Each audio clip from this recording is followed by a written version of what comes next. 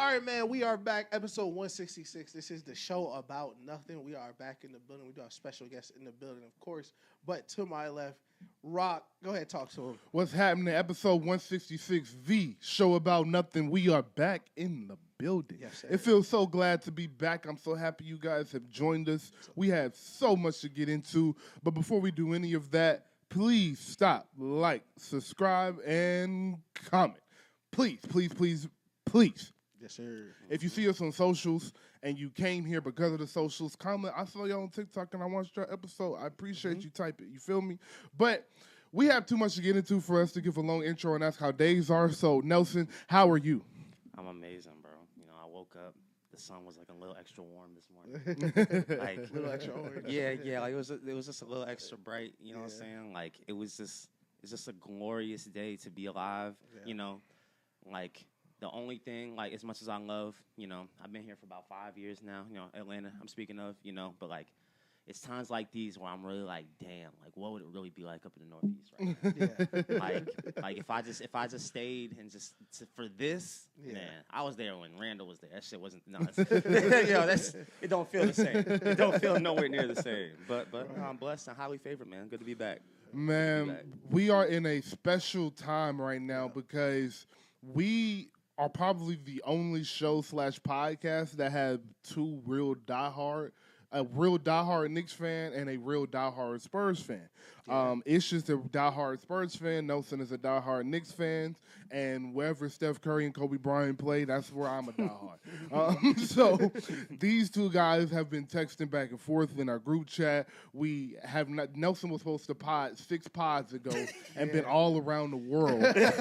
So it's got so bad, bro. I missed so many pivotal pods. Like I missed the initial ice man. Nelson missed the pod because he was in Indiana. Yeah, crazy. Who in the world is missing anything to be in Indiana? Crazy, bro. So crazy work. he didn't go see Caitlin Clark play either. It wasn't for that. I didn't. But nigga ain't gonna meet Andrew Luck. No, for real. But we have so much to get into, so I'm really excited to see these guys actually get in person because it's real easy to get smart over text. Yeah. It's real easy to get it smart when it's 0-0. Right. But when the 6'1" demon walk into town and do what he been doing in the fourth quarter for a long time, it's hard to still stand on that square you was standing on. Ish, I ain't talking to nobody else. But hey, and I know y'all saw HOV with the fro. We gonna get into it. For sure. I know y'all saw the shots. Full freestyle. We gonna get into it. It's been a week. Did he say in perpetuity, Rock? Rock, did he say in perpetuity? I said, let me make sure I know what that means. Like I thought I knew what it meant, right? I thought I knew it. I had a feeling. I had to go check too, Rock. Yeah, I had to go check too, Rock. And then Myles Garrett is in Los Angeles. Jesus Christ. AJ Brown He's in New England. Don't leave me hanging. Oh. It's in New England. And that's another thing. One of the only pods where a diehard. Yes! Bro. This. Finish your thought. I didn't want to cut you off. I'm sorry. That was it. A diehard Eagles fan, diehard Patriots fan. So Yes, this is insane. This is crazy. This is craziness. So This is the best pod in the world for sure. Yeah, for sure. let's get into it, man. 166. Let's make it a classic. We're gonna start with game 1. Yes, y'all sir. saw it. Y'all lived it. We are in the moment. If you're watching game 2, please don't skip ahead. I promise we're going to dive into this entire series because it might be over either way when we get back. So we just gonna talk about everything. Right. All right, stay with us, ladies and gentlemen, especially the ladies. I promise. Actually, ladies, I know you're just here for HOV and the drama and the Nicki B, so you can skip about an Nah, hour. Hoes love hour it. Listen, Hoes love the series. But hey Key, I'm talking to you. If you are a woman and you love the Knicks and you love the Spurs, I don't know what woman love the Spurs. It sounds some big old. Listen. I will step aside. A lot of women are like thirst following stuff. On my thing, like they found out Stephon Castle from Atlanta, and they have been like stalking him. Okay. Shout out Jasmine. I mean, put you on blast. Yeah. It's a few of y'all though. It's a few. Shout out Steph, COV for real. But man, y'all saw what happened. We'll get into the stats. We'll get into all of that in just a moment. Yes, First, I just want y'all's reaction to game 1, starting with Ish. I mean, I genuinely want to say this like with as little sarcasm possible. Like I was not moved. Genuinely was not moved. It felt like the Minnesota Timberwolves game 1. You're coming off of the biggest, like you're coming off an emotional game where you're crying at half court. You shot 2 for 20 on wide open threes. That is a real number. You got 2 for 20 on wide open threes. De'Aaron Fox, Stephon Castle, and Victor Wembanyama played their worst, and Devin Vassell played their worst game of the playoffs, and it was tied with 2 minutes left. I feel like the stretch before the 2 minutes, every point the Spurs scored, we should not have scored. Every single, like, if you think back, all those possessions were stops. All those possessions were offensive rebound, putbacks, just like willing yourself back into the game. That's not a game you should win, and that's not a game you're ever going to win in any series, let alone the NBA Finals. So I wasn't like, I would be, and this is what the last thing I'll say, I would have been way more worried if we played well and lost. For sure. And that makes sense. Yeah. I'm not mad at that. Do me a favor when you talk. Don't reply to him. I know that's hard. Oh, I get you. Just give your reaction. Yes. We'll I'm get back with into you. that. For sure. Okay. So my honest reaction, and I have to preface this by saying I watched the game with Daniel, so Daniel knows my actual reaction. However, We actually have footage. Yeah. Right, run the cameras back. Right. But with that being said, it's also been almost 24 hours now. My feelings have aged a little bit, and coming from also an Eagles fan, completely polar opposites fan base with the Knicks and the Eagles in terms of success. So, I'm just going to say, in recent years, I know what success feels like. I know about how to you can't get too high or too low. So I'll say, my reaction, really, I'm satisfied. I think any fan, regardless of how it looked, it could have been amazing, it could have been terrible. But we stole home court game 1. It's a win, regardless. Offer it. Facts. Okay. Oh, were you done? I'm sorry. No, I got some. Oh, go. My bad. Yeah, so with that being said, I'm satisfied, but it's the job is not finished. Job is far from finished. Listen, there were a lot of missed shots that could have went in. There were a lot of times where I felt like, I don't want to say we was getting bailed, but there was just a lot of opportunities where when we went down 14, it could have been down 25 for sure if they was really maximizing. But I also can't play the what-if game. What happened out there happened. I saw them weather multiple storms. I saw my short king get injured twice. Twice. And he rose like the Undertaker. He can't die. He couldn't die. And that's just the embodiment of what this Knicks team is and why I'm just so confident in them. Listen, I know it's damn near impossible to expect a sweep. And I wouldn't expect a sweep. That's insane. Listen, I'm about to make it make sense. But I'm just saying we're on a 12-game winning streak in the playoffs. A historic run in playoff basketball. And I'm not saying that I'm expecting it, but I'm saying I have no reason to go into every game not thinking that we're going to win. You know what I'm saying? That's fair. That's one. I'll go into every game thinking we can win this game. We should win this game. And if something happens that goes the other way, word. But that's how I feel. When I watch this team, when I watch the product they put out there, my thought is, why wouldn't they win? So that's how I feel. Okay. All right. So last night, Jalen Brunson, 30 points, 30 shots on 30 points. 30 shots on 30 points in the win. Real shot That's chucker. how you do it. Real shot chucker. That's how you do it. Put them bitches Get up. the pill up, boy. Victor Wembanyama, 6 for 21, 26 points, 12 boards, 3 blocks, 6 turnovers. Cat, a very, very needed 18 and 12, amazing game by him. I believe in this first game, Mike Brown won the coaching advantage. I believe Victor Wembanyama lost his matchup to Karl Anthony Towns, and those were the storylines of the game for me. The decision with Mitch to, at the end of the game, to not keep Dylan Harper in that game, whether you pull Stephon Castle, whether you pull Devin Vassell, I understand wanting De'Aaron Fox in that game, but the way you needed points more than you needed to be worried about turnovers. Right. So I understand your fear because of the early last series of Stephon Castle having the ball late in games, but take that. Take that risk of a turnover for better offense, because what De'Aaron Fox was giving you yesterday was piss poor. 3 for 13 on the night. What was it, 7 points, I believe? Yeah.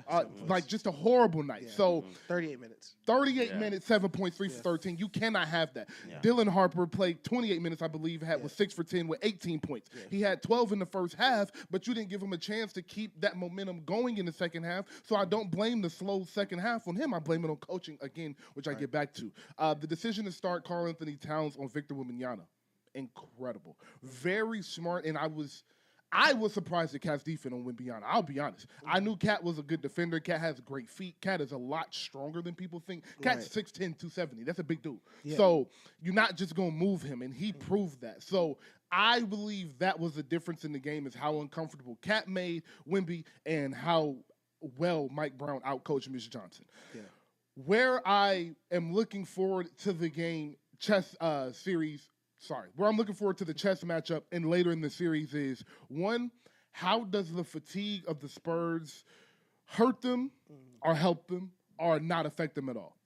Right. And on the Knicks side, it is, can you contain Wembanyama somewhat as you did in game one? Right. 6 for 21 from a player of that magnitude. I put 40% in the Cat, 60% say that's one of those nights. Right. So can you make that 6 for 21, 10 for 21 next time, or 9 for 21 next time? Yeah. Can you continue? Last game, this is my favorite stat of the day. Jose Alvarado had 2 layups. Yeah. Victor Wembanyama had 3. Yeah. Can you continue that? Can you continue the defense, and can you continue to outcoach the Spurs, and the Spurs will the fatigue catch up to them? Yeah. So Ish, pushing it back to you. Yeah. When you watched the fourth quarter, let's start at the end of the game. When you watched the fourth quarter and you watched the Knicks take over, why do you feel that is, to quote you, I'm not worried versus, we actually may have a problem because this team continues to do this? Yes, I think, ironically enough, it would lead back to something Nelson said earlier is we were up 16 and shot 4 straight bad shots in a row. And those shots were continued to be taken the rest of the game instead of what we had did up until that point. And it felt like, of course, I'm not in the locker room, I'm not coaching, but if I were walking into that locker room after the game, it felt like we were trying to take the easy way out. It felt like, all right, we're up 16, we've been in the paint, we've been force-feeding the ball to Wemby on the post. Cat has 3 fouls instantly because he's going to foul him anytime you are downhill. So we got him on the ropes. Jalen Brunson's on the bench. A couple threes here will end it. And it felt like we spent the rest of the game trying to make a 10-point shot instead of just executing. I feel like that's why De'Aaron Fox got left in, to try to get to some of those shots. And he did get to some of those shots. I expected, I think I said it going to the fourth. Actually, at the second half, I said the Knicks are going to come out more cat-centric. And at the end of the game, De'Aaron Fox is going to need to take 2 middies and a step back. He got to 2 middies. I'm pretty sure he missed both. He did. And he never took the step back. But it was just a complete change from what we were doing up until that point and then what we were doing after. Because you, like, that way where you're trying to throw the knockout punch every time down, you can easily lose that game. Because you're really just rolling the dice. And you're rolling the dice with one of the hottest shooting teams in the league. So in a time where you should be, we're up 16 in a 70-70 game in the finals, let's grind out some possessions, get to the rim. And I feel like Stephon Castle not playing the end of the third was a big part of that because he is so downhill. But when you play the shoot threes, shoot threes, shoot threes, shoot threes, you are not as equipped to do that as a team, especially with that lineup in with the Knicks had. With Brunson on the bench, it's always going to be Cat, 5 spacers. So every time you're jacking up those threes, it's a 6-point swing. 6-point swing. You get to the fourth, the game is tied. So once you get to the fourth, it felt like, I think Mitch Johnson misses the lowest assists we've had, I think almost all playoffs, but it just felt like all hero ball trying to get it done. And you kind of saw that with Wemby, like that turnover in the game, the corner 3. There were possessions where 2 people are grabbing the same rebound and we don't get the rebound. It just wasn't good. It's not good enough to win most playoff games. For me, it felt like the moment got to him. It felt like that game 1 of the finals settled in, and it was like, okay, let me do it. We got to do it now. We got to get it now. And it was like, you can't win the game in 1 possession, so just continue to do what you're doing. And it felt like, oh shit, we just blew a lead in the finals. That's what it felt like. Great point. It felt like, holy shit, we was just up 16. And now we're not up 16. That's what it felt like. Absolutely. So I think the Dylan Harper, De'Aaron Fox thing, I know Spurs fans are gonna hate me to say it. I do not fall on the Dylan Harper has to play over De'Aaron Fox. I think in that case, like you mentioned, I would pull Vassell for Harper. But with that being said, if Fox is looking like that going into another fourth quarter, you have to go Harper. Because For sure. I genuinely at this point, Dylan Harper is our third best player. Yeah. Without a doubt. Without a doubt. And on most nights, he looks like our second best player. For sure. Depending on you how can make an argument for second best player. Depending on how Stephon Castle looks.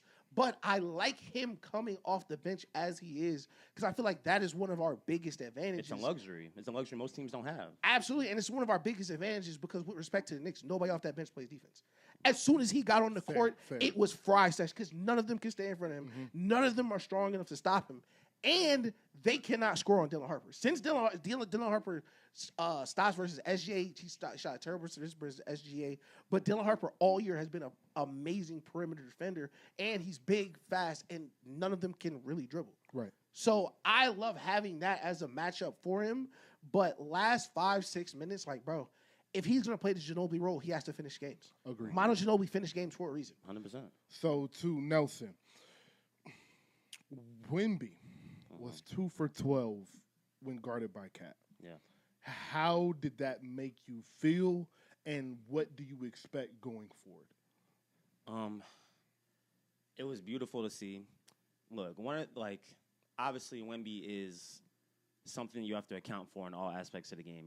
When you're looking at your team going against him, you have to factor in what can your offense do with him out there, and you got to factor in what are you doing on defense to control him and how he's impacting the game. So he's just always on your mind no matter what side of the court you're on. Mm-hmm. And I was wondering what Mike Brown was going to do. Are we going to keep – because in the NBA Cup, it was a lot of Mitch action against Wemby. I didn't know how much Cat was going to get action against Wemby, and obviously, we're playing different. We're a different team now, and Cat's role has been solidified now very much more than it was at that time in the season. So the fact that they went so heavy with the one-on-one and letting him kind of die out there and getting that kind of performance, I was very pleased with it. Mm-hmm. However, at the same token, I know who Wemby is. I know what we already see all the clips, all the interviews and everything. We know what his character is.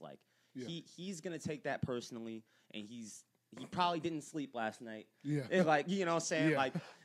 Like he went into the you said what his character was. I did not think he was going to the psycho part. Yeah. I thought you meant he's a good dude, he'll figure it out. No, I'm like, bro, he's a sick, yeah, bro. Yeah. Yes. We saw what he did to Chet, and I'm like, hey, listen, thank God. We do not have no Chet Holmgrens on our team. Yeah. That was one things I was very happy about, for sure. Yeah. And that was a big thing that people used to say about Cat was that he's soft. I'm like, bro, no. He wants to die out there. So I was very happy to see that. But on the same token, I just know who Wemby is. I know what he's going to do. Mm-hmm. I know he's going to come back hungry. But, that's why you guys keep throwing different shit at him. I'm not saying it's going to be easy, but when I was trying to pick the matchup I wanted, I couldn't really pick a matchup I wanted between the Thunder and the Spurs. And I feel like I still feel like we're a team capable of beating both of them. But what I really thought going into the Spurs series was if we got them, you let Wemby cook and stop everybody else for the most part. Okay. That was my mentality. I thought we were going to beat them. I'm like, bro, honestly, I think that we have a better chance of controlling the supporting cast of the Spurs than the supporting cast of the Thunder. That was my thought. Before we touch on Big Body Brunson, which we all have to touch on, I want to give a hand clap silently. I'm not going to move, but to Josh Hart. Josh Hart played an amazing game, and I was interested to see what your take on this was because I made the correlation of – actually, let me pull back a little bit. Coaching in the NBA, just like the NFL, where it's a lot of nepotism in the NFL – it's NBA a lot too. and that's what I'm getting to. Yeah. So it is in the NBA. Yeah. If you go back and do the coaching trees for the last coaches that have been in the finals, they all touch a Papa, Phil, Kerr, a Spoelstra, a Riley. Both coaches in this are a Pop. Exactly. Right. So that's my exact point. And so you mentioned Pop. I'm going to bring in Steve Kerr, who Mike Brown is under. Bringing in Steve Kerr and the Warriors, I bring in Draymond Green. Draymond Green had to deal with people not guarding him and not worrying about him shooting threes and sagging off and having to deal with shot blockers and paint protectors sagging off. And how do you create open shots? How do you become an effective offensive player when that is how teams are defending you. Yeah. And what Josh Hart and Mike Brown have done is put him in the Draymond Green role. And instead of me trying to prove to you I can shoot, although I do think I can hit this three, you are giving me so much space. This space can be given to someone else if I just move the correct way. And so I see so much of Josh Hart offensively of Draymond because of what Mike Brown learned in Golden State. And the way he was catching the ball on the wing and immediately finding Brunson or immediately finding Mikal so they can get downhill to that open space before Vic had time to recover was textbook Draymond and Steph and Draymond and Clay, bro. It was a sight to see. And what he was able to do just defensively, the way he was able to disrupt the game, the way he crashes the board when Wemby's down there. Yeah. Like, I'm going to just jump on his back and just try to take the ball out of his hand. He was able to do that a couple times on the defense side and offensive rebounding side. So, excellent glue game from Josh Hart. And got some steals, too, some clutch steals. Absolutely. Playing great defense, brought the ball up. Like, he's all-around player. And the most important play, it was two most important plays of the game. One, it was just Brunson and Mikal, and this one, it was Josh Hart. It was the best shot of the game, one of the best shots in finals memories. Like, it's been 3 playoff runs. We still ain't got a Shea moment. We got Jalen Brunson's finals moment in game 1. Yeah. That shot he hit on Vassell at the end of the game was amazing. Yeah. But why we got that shot was even better. Because Wemby turned the ball over. Josh Hart ripped Wemby. He fell. Yeah. And you got the 7'5" demigod shot blocker behind on the play. Yeah. You're up 4. If you score here, you go up 6. But it's still a minute left. So instead of Josh Hart trying to finish a layup, doing the Lou Dort, the Marcus Smart, and trying to capitalize off their steals so they can pump up the crowd, he was like, where's my guy? Yeah. Where's my guy? And with a minute left, Jalen Brunson got the ball. And I believe he touched it with like 58 seconds left, and his shot went up with like 37 seconds left, or 39 seconds left. Yeah. And that 24 seconds he wasted by taking the ball and dribbling out was so important. Right. So I was just so impressed with Josh Hart yesterday. Yeah. But now I want y'all to debate. So you mentioned that it was more of a product of we're learning, and we got shocked, we got hit in the mouth, and we come out, I'm still not worried. Yeah. Nelson, what is your response to that, along with, do you believe that Ish is dismissing the Knicks because they're in the East? I mean, because there's definitely some dismissal in there for sure. I mean, and that's okay. I won't lie about it. Yeah, I'm gonna say, and the East for sure. For sure, 100%. Yeah, the Knicks and the East, and that's okay. And that's, listen, the reason that I'm so confident, and it kind of piggybacks off what you said about getting hit in the mouth and getting shocked at blowing the lead and so on and so forth. Like, listen, salute to the Spurs for having an amazing season and them making it this far. We see the stat all the time. Youngest starting lineup since I think like the 70 Blazers or whatever. Averaging 20, 22 years old in the starting lineup. Like, it's amazing. It's an amazing feat. And they're coming off of getting the number 2 overall pick, and now they're in the finals, literally right off of each other. We can acknowledge that, and now it's time to acknowledge the fact that that is an anomaly. That's facts. That is an insane thing to achieve, and we have to also realize that the difficulty in completing the task and being the team to finish the job is going to be extremely difficult. Yeah. Where I'm really confident, and part of what you were saying about hero ball and taking dumb shots, I think that y'all being so young and having so much athleticism. Y'all got most of your buckets where you were cooking us, just going into the paint, driving downhill and beating us and stuff like that. I felt like when our defense, we made an adjustment, I felt like we started forcing y'all into the half court. Now we're forcing y'all to make decisions. And that's where the youth comes out. And it's like you have to make the right play every single time. It comes a little bit of overthinking, a little bit of hesitation. That's when them steals started to come in. There was times we're just sitting still and the ball is just coming to us just because we forced that pressure in the half court. So I think that a lot of credit really needs to be given into how Mike Brown has these boys humming playing defense. You mentioned how there's no defenders on the bench. You're correct, but they don't play like they're not defenders, though. I think they play the best for if you're not a good defender playing defense. I'm watching. They try hard for sure. They try. but yeah, I defense is 50%. That's what I'm saying. That's a lot. That's like, what I'm saying. Yeah. Like literally, like I'm seeing Shaman throw his body on the line. Like Deuce is literally like a diminutive dude, but he is a Deuce test. had a block. Yeah. Yes, exactly. Like you know what I'm saying. So like I feel like they literally just got them playing out of body so much, and the whole listen. Game 1 is a feel out game, so. Like I said, you can't put too much stock into Game 1, but this is the first time we're seeing these two versions of these teams duke off. And despite however you want to say, if it was a fluke on either side or whatever, you have the product now in front of you to kind of compare to. These teams have already felt each other out, and the Knicks did to them what they've been doing to all the other teams that are allegedly so much worse than the Spurs. I've seen them do it. What now? Like I said, however the rest of the series goes is how it goes, but they've already proved, at least now, off the first night, that they can do to y'all what they did to other teams. They can come back from leads. They can do it with multiple different lineups. Everyone can get their shot. They told me these Spurs defenders are nothing like any of the defenders they saw in the last 3 teams. Cool, but I saw them do the exact same stuff they were doing on the last 3 teams. I have no reason to not feel like they can't continue that to close out the series. Obviously, there's going to be times where y'all are hotter and we're hotter, and it goes back and forth. That's the nature of the series.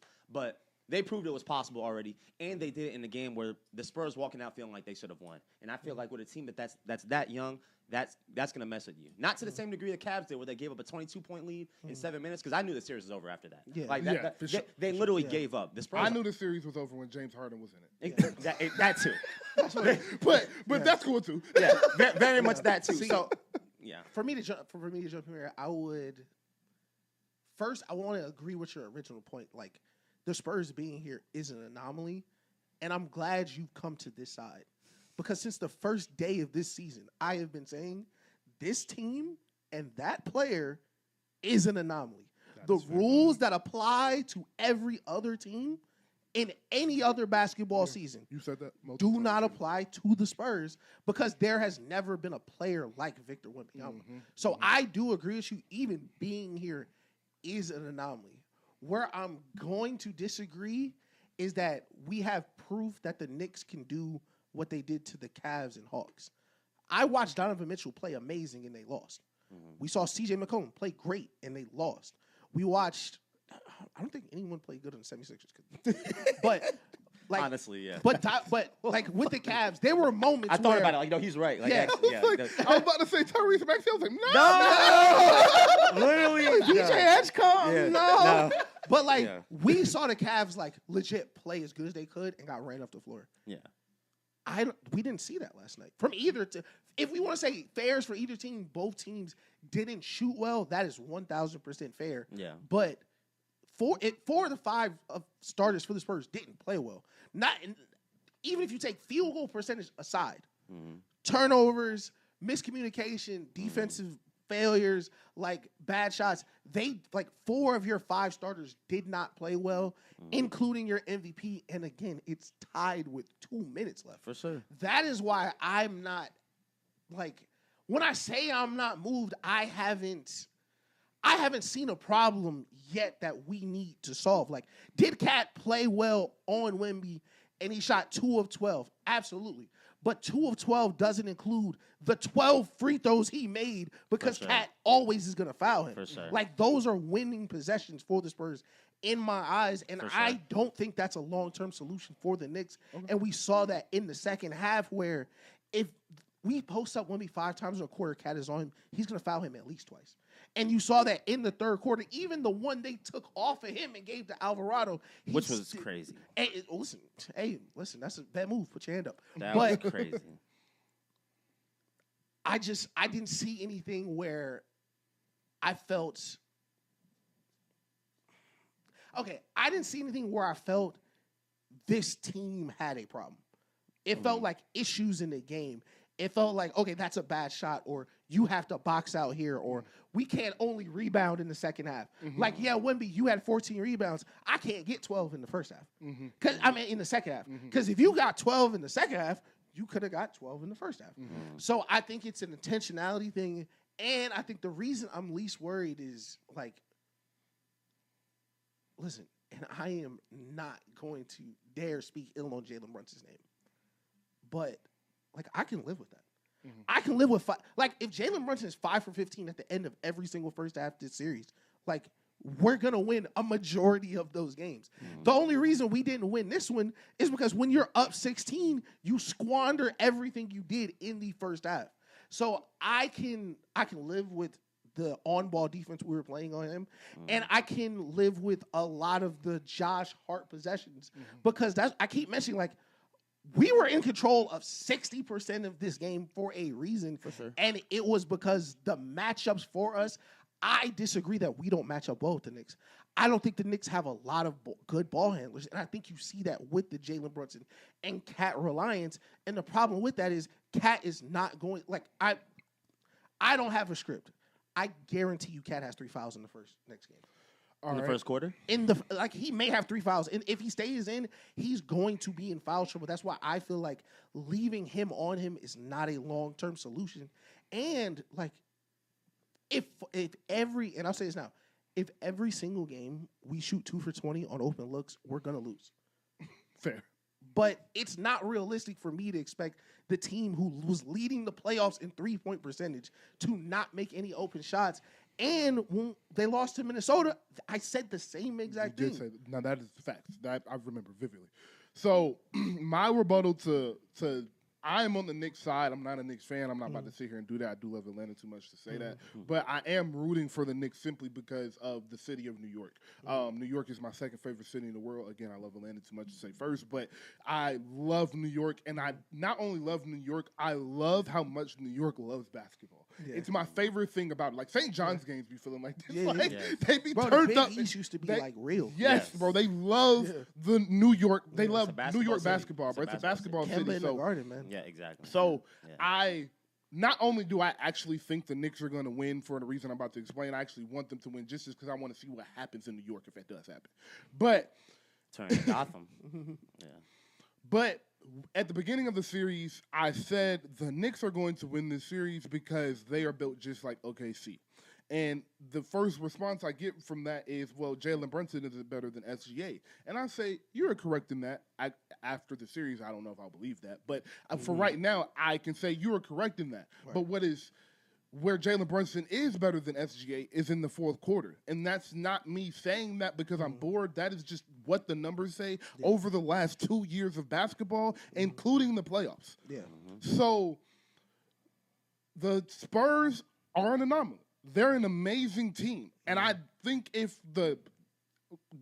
don't even want to say because of what happened yesterday, but if Mike Brown would have forgot how to coach and the Cavs would have won, they would have swept and won the finals. They would have beat every team in the East except for the Knicks team. They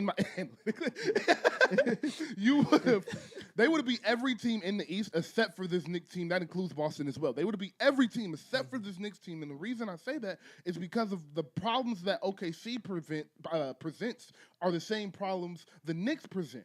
But where OKC fell and where I think they would have won the series is exactly what I said at the beginning of the playoffs. If Jalen Williams plays, the Spurs win. If Jalen Williams plays, OKC wins. If Jalen Williams doesn't play, the Spurs win. That's exactly what happened. And OG Anunoby is a Spurs Jalen Williams, and he's playing. And so what Brunson and Cat are able to do as the best players on the team is something Chet and SGA were not able to do as the best players on the team.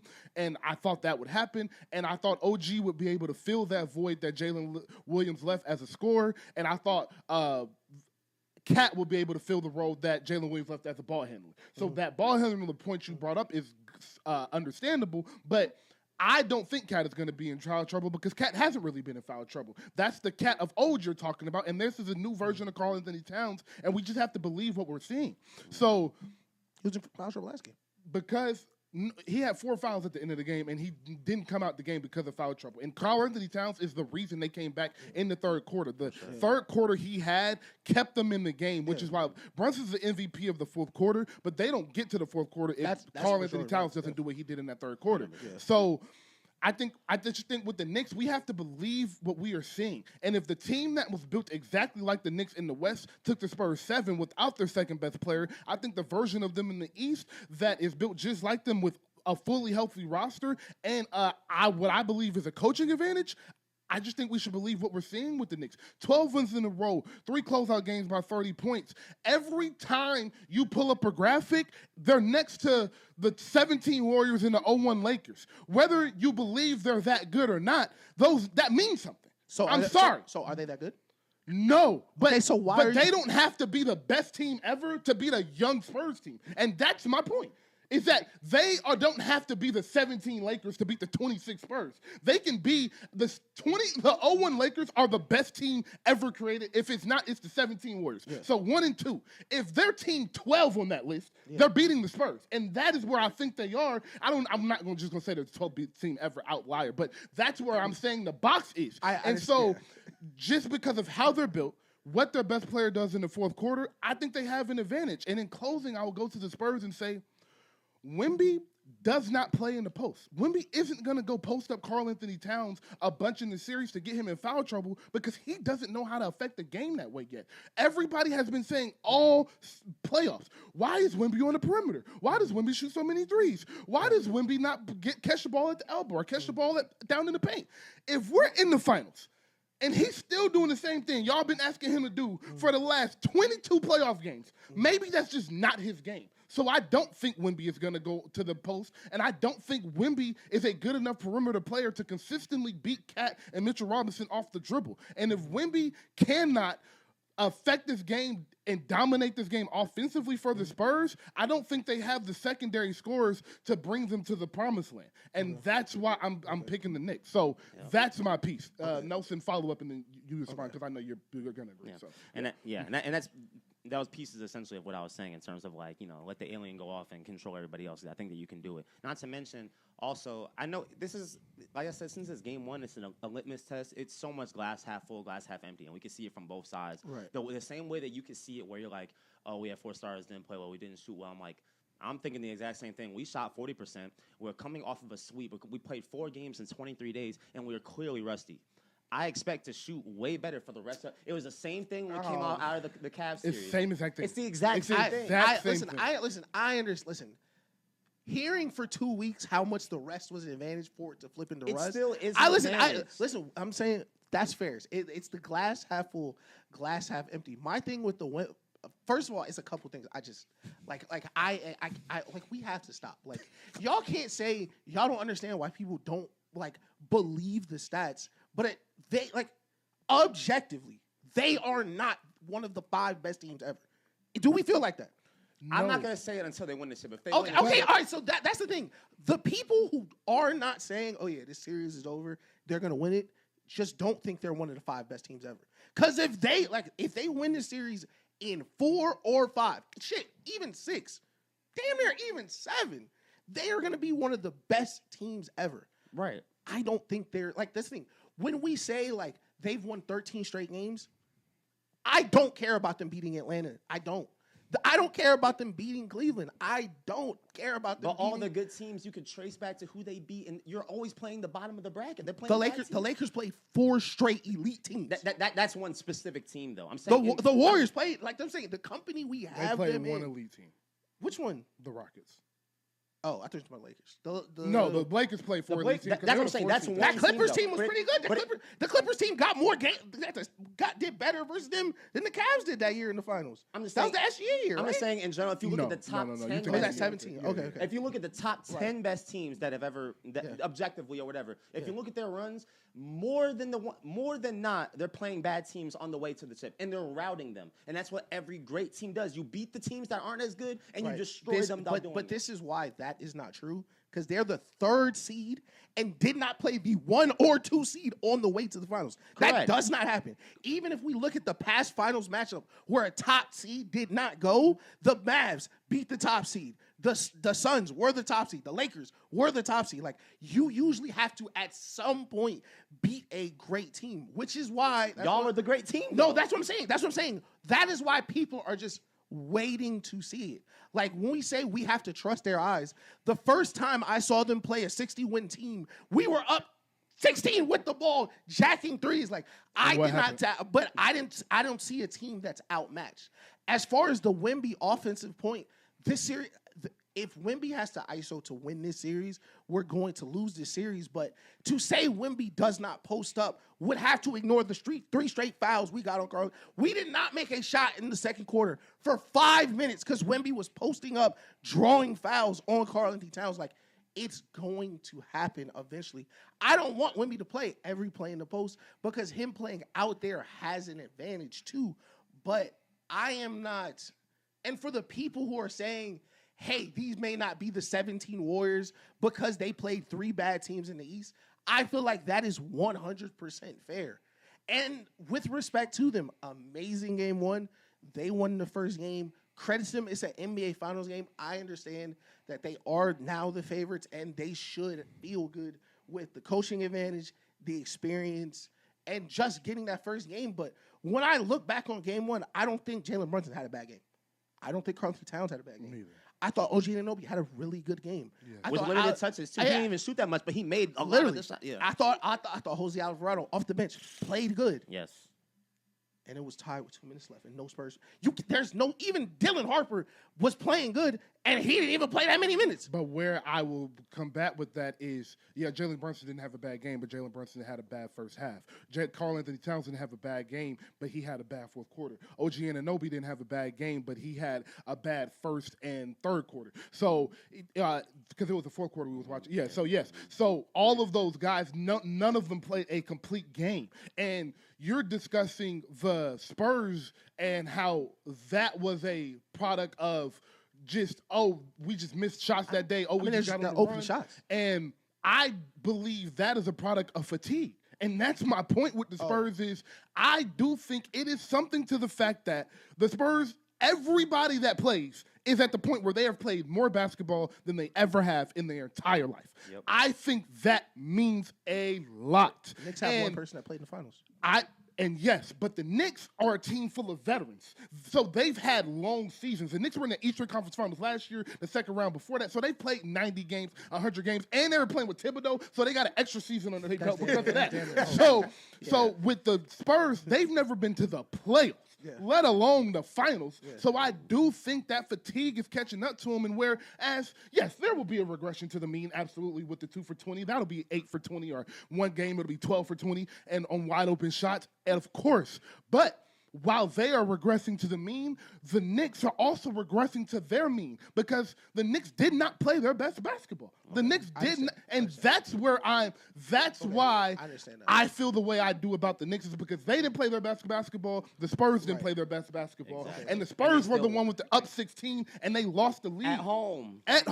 So yes, that is why I feel the way I do. I understand, and it allowed me to put on, some will call it bias, some will call it the best defensive player to ever play the game. What the Knicks did last night versus the Spurs is what everyone does versus the Spurs. There's things you cannot do.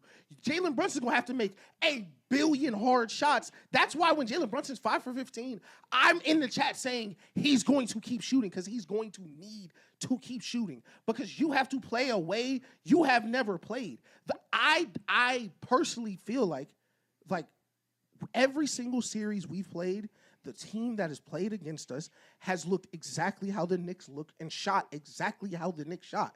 The Spurs are not going I would be more worried if we made shots and lost because we're not gonna miss shots. We're just not gonna miss shots every game. We're not gonna miss. I also don't think that's shots either. Every game. I was about to say every team has not looked like the Knicks and played like the Knicks and done what the Knicks just did. OKC has, and they took y'all 7. Were 3 minutes away from beating. Wait, what do you mean? Like the San Antonio Spurs. The game the Minnesota Timberwolves won was not like this. That was a game by committee. That was a horrific game by Victor Wembanyama, I believe. Sure. Yeah, that was like the 3 for 11 game. And then it was a 3 for 11 game, but it was a dominant defensive game where I was told, Naj Reid is going to shoot better. Julius Randle's going to shoot better. They have room to improve.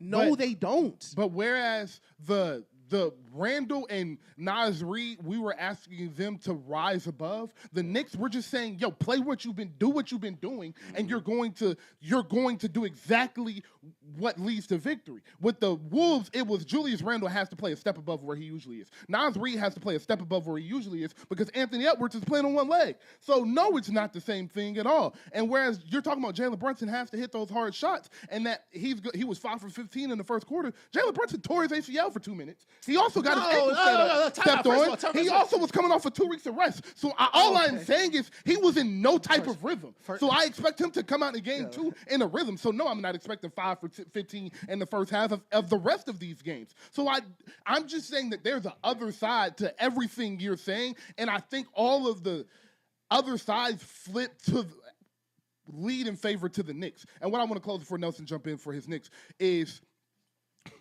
the Spurs are going to have to do something that no one has been able to do on the Knicks all playoffs, and that the Knicks just simply haven't done since March, which is lose 4 games in a 2-week span. They haven't done that in 3 months. Spurs haven't either.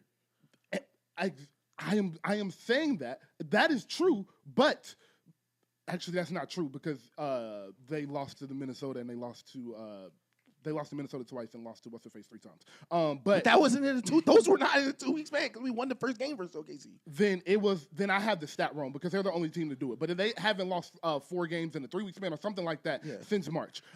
No, I'm lying. This is the stat. They haven't lost 4 games period since March. That's what it is. Excuse me. Okay, that makes sense. They haven't lost 4 games period since March 20th. That is fine. Since March 23rd. I'm sorry. I read the stat and forgot it before I said it.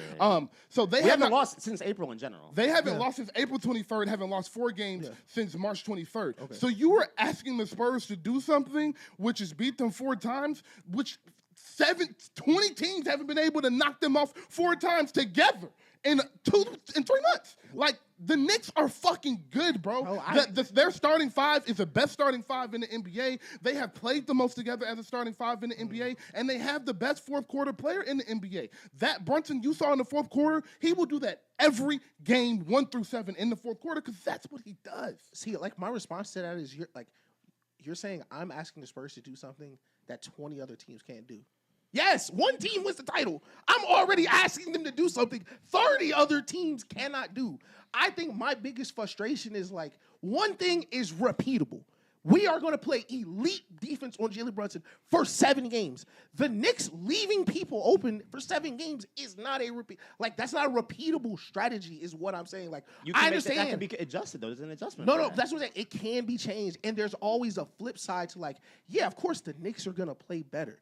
But the difference is, I feel like the Spurs had a way heavier hand in winning and losing this game than we want to let on because I get it. It is the Knicks. It's a great story. I love Jalen Brunson.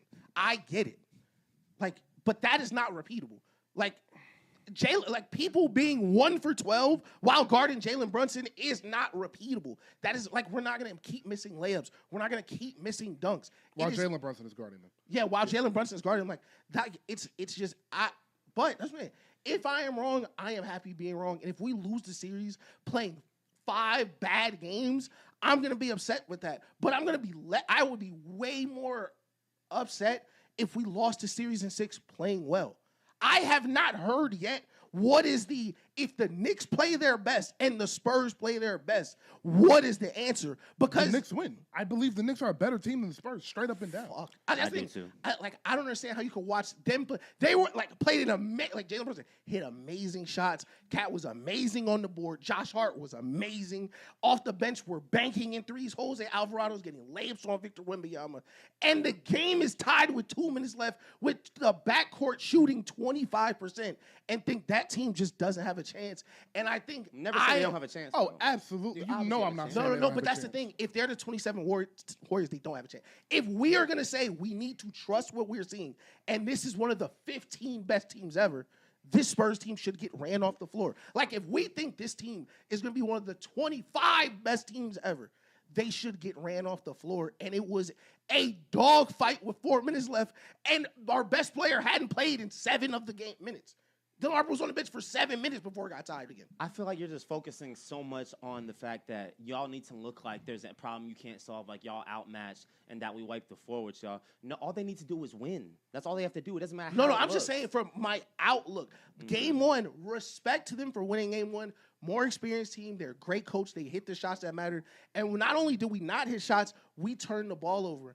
But it's like, and we're out-rebounded. And we got out-rebounded. But if you're asking me what would move my faith, us losing a game where we played terrible would not move my faith. Because if you play terrible, like you said, we were going to beat any Knicks team. If the Cavs came out the East and we played that game, we will be down 0-1 to the Cavs. Absolutely not. And that's not a chance. That's not my a chance. point. That is Hell my no. exact point, bro. No. That is my exact point. There's no way you believe that. That's my exact point. We lost to the Portland Trailblazers. You keep acting like the Spurs played horrible and the Knicks played great. And I'm saying the Spurs had a 6 out of 10 game and the Knicks had a 6.5 out of 10 game. No, yeah, that's the Knicks did not play well. Jalen Brunson played well. He played well for an OG Anunoby played well. 12 minutes. They had a 12-minute run where they went on a 40-15 run in 12 game minutes. They scored 40 points in 12 game minutes and flipped the game. And three time people scored they that. played well. They did not play well in the first half. That's my point. There is a first half to this game. They did not play well. Their best player was 5 for 15. The only person that was consistently making shots and doing well was Karl Anthony Towns, and he didn't shoot 50% the game. So no, the Knicks did not play near their best, and I agree the Spurs didn't either. But that is why I'm saying I don't think you're going to see the Spurs best in the series. Okay. I don't think you'll see the Knicks best a bunch in this series because that's what the finals is. We're on game 107. Yes. So it is going to be about who can grind out these ugly, gritty games. And when you have the veteran experience, when you have the better fourth quarter player, you're more equipped to grind out those games. All right. And I have another retort also. I don't like you keep saying we're going to play amazing defense on Jalen Brunson. Jalen Brunson is not going to be able to replicate what even if that is true, I don't agree that that's the only thing the Knicks have proven the entire playoffs is that we don't need to do that to beat y'all. There's games we have. Josh Hart is our leading scorer where he dropped 26. We haven't seen the 20-point McHale game. He's given multiple of those. We've proven there's so many ways to beat y'all. We've seen Deuce McBride have 25 off the bench, hit 7 threes. Versus who? Bro. No. But you can't say we saw Deuce McBride prove he can beat y'all because he did that to the Hawks. I understand what the Knicks have done. I do agree. I understand what the Knicks have done. If people were telling me going to this series that the Spurs supporting cast was going to be worse than the Knicks supporting cast, I don't know if niggas know Dylan Harper come off the bench. The Knicks are not going to sustain that for 7. We were winning the bench minutes last night. My biggest frustration is you just said we proved y'all could beat us without Jalen Brunson hitting shots. No, y'all have not. No, y'all have not. Y'all proved we can beat the 76ers without Jalen Brunson playing well. If Jalen Brunson, first of all, Jalen Brunson came out that locker room, put a cape on immediately, scored 8 points to get that game close. He did. If That's what he does. But the thing, if Jalen Brunson is not rolling, they cannot compete, let alone win. And if I'm proven wrong and Jalen Brunson is the best player in the league, I am perfectly okay with Jalen Brunson and the Knicks proving me wrong, winning this championship, and proving NBA history wrong. But to look at this game and say they played an equal level of game where there were multiple stretches where Jalen Brunson scored 8 straight for the Knicks, then OG Anunoby scores 9 straight for the Knicks, and then Karl Anthony Towns scores 8 straight for the Knicks, that they played an equal game when no starter on the Spurs played well. I disagree. I think the Spurs played a 3. I think the Knicks played a 6. And I think that's because the Knicks are the better coach team, hotter coming in, and they took better shots down the stretch. But to say that was an above to mid-average Spurs game, it's, first of all, antithesis to what everyone's talking about what the Knicks have done up until this point. What the Spurs have done up until this point in the playoffs, because we leave all the regular season out for the Knicks, which is fine. Yeah. In the finals. Yeah. But when we say in the playoffs, the Spurs standard hasn't looked anything like that. The games they've looked like that, we've lost to Portland. We've lost to Ant on one leg. And going into the Ant series, I was hearing all that too. Ant's the better closer late in the game. They're more experienced. They've been to back-to-back conference finals. I understand everything we are saying, and I am fine being wrong. The Wolves didn't stand a chance against you, bro. The Wolves would have won if Ant was healthy. If Ant was healthy, I think it would have been. Yeah, look, and the Thunder were going to win if Jalen Williams played, even though we walked in their building and crammed him when he had 26 played the whole game. I understand we want to change history. I can say the 76 would have won if Embiid was healthy. We don't know, like you said. But what I do know is that the Spurs have trailed and struggled in several series, and they've all had games where it looks like this. And then they look like the 62-win team with a 7-5 alien in his prime. And until I see Victor fail playing well, I'm not going to be worried. I like the confidence. I feel like you should have the confidence when it comes to a player that good. And I believe that if this was the first round, you might have a better point. But I really believe that fatigue is going to set in. A few more stats. The Knicks have won 7 straight road games, all by double digits. I do think that is something to note when you're going into game 2. And Wemby had 6 turnovers last night, and 5 of them came on drives. I do think, although I know Wemby isn't very comfortable at the mid-post level, at the low-post level, you have to find a way to get them the ball closer to the paint. He is unstoppable down there. You saw when he caught the ball at the free throw line extended, he was right above the free throw line on Mitch Johnson, gave him a nice little dream shake right to the hole, left-handed dunk, only dunk of the game. One of his 3 buckets in the paint. Like, you have to use him how his body says to use him. And if you don't do that, you're going to lose. I don't think the series is over. Please don't think I'm saying this. I do not think the Knicks are finna sweep them. I see some fans saying that because they're on their high. I'm not talking about Nelson, but I see some Knicks fans saying that on the high. The Spurs are absolutely winning game 2. And I do think the Knicks are going to win both games at MSG, but I'm not going to be surprised if the series goes 7. I believe the Spurs are a great team. I believe the Spurs. Why I'm like, Ish, like, calm down. You finna win 3 championships, gang. Like, calm, it's chill. This shit don't matter. That's my. This shit don't matter at all. You are so good. You are so good at this, right? You are so good at this, right? Because you're not a Knicks fan. For a week, Knicks fans have been telling me, bro, he gonna get another one. He don't need this one. And every single time they have said that to me, this was placed in chat, so I can't look him in his eye. I'm gonna look Nelson in his eye and ask him one more time. Does Victor look like he wanna wait? Like if that was Kevin Durant, yeah. LeBron, yeah. Yeah, for sure. We get Shaq, yeah, we get back there. Fam. And we said this leading into the OKC, who was down 3-2. I said, Victor Wemby, I'm going to walk on the court with but like fucking, what's that nigga name? The no-dip nigga that used to play for the Clippers. That nigga walked out there with Nicholas Batum. The no-dip nigga. And laced it up versus Braun, Steph, Devin Booker, KD, and was crying after, bro. He was visibly distraught. Like, he was crying, bro. Like, this is not, that's the thing. We have not gotten Victor best game.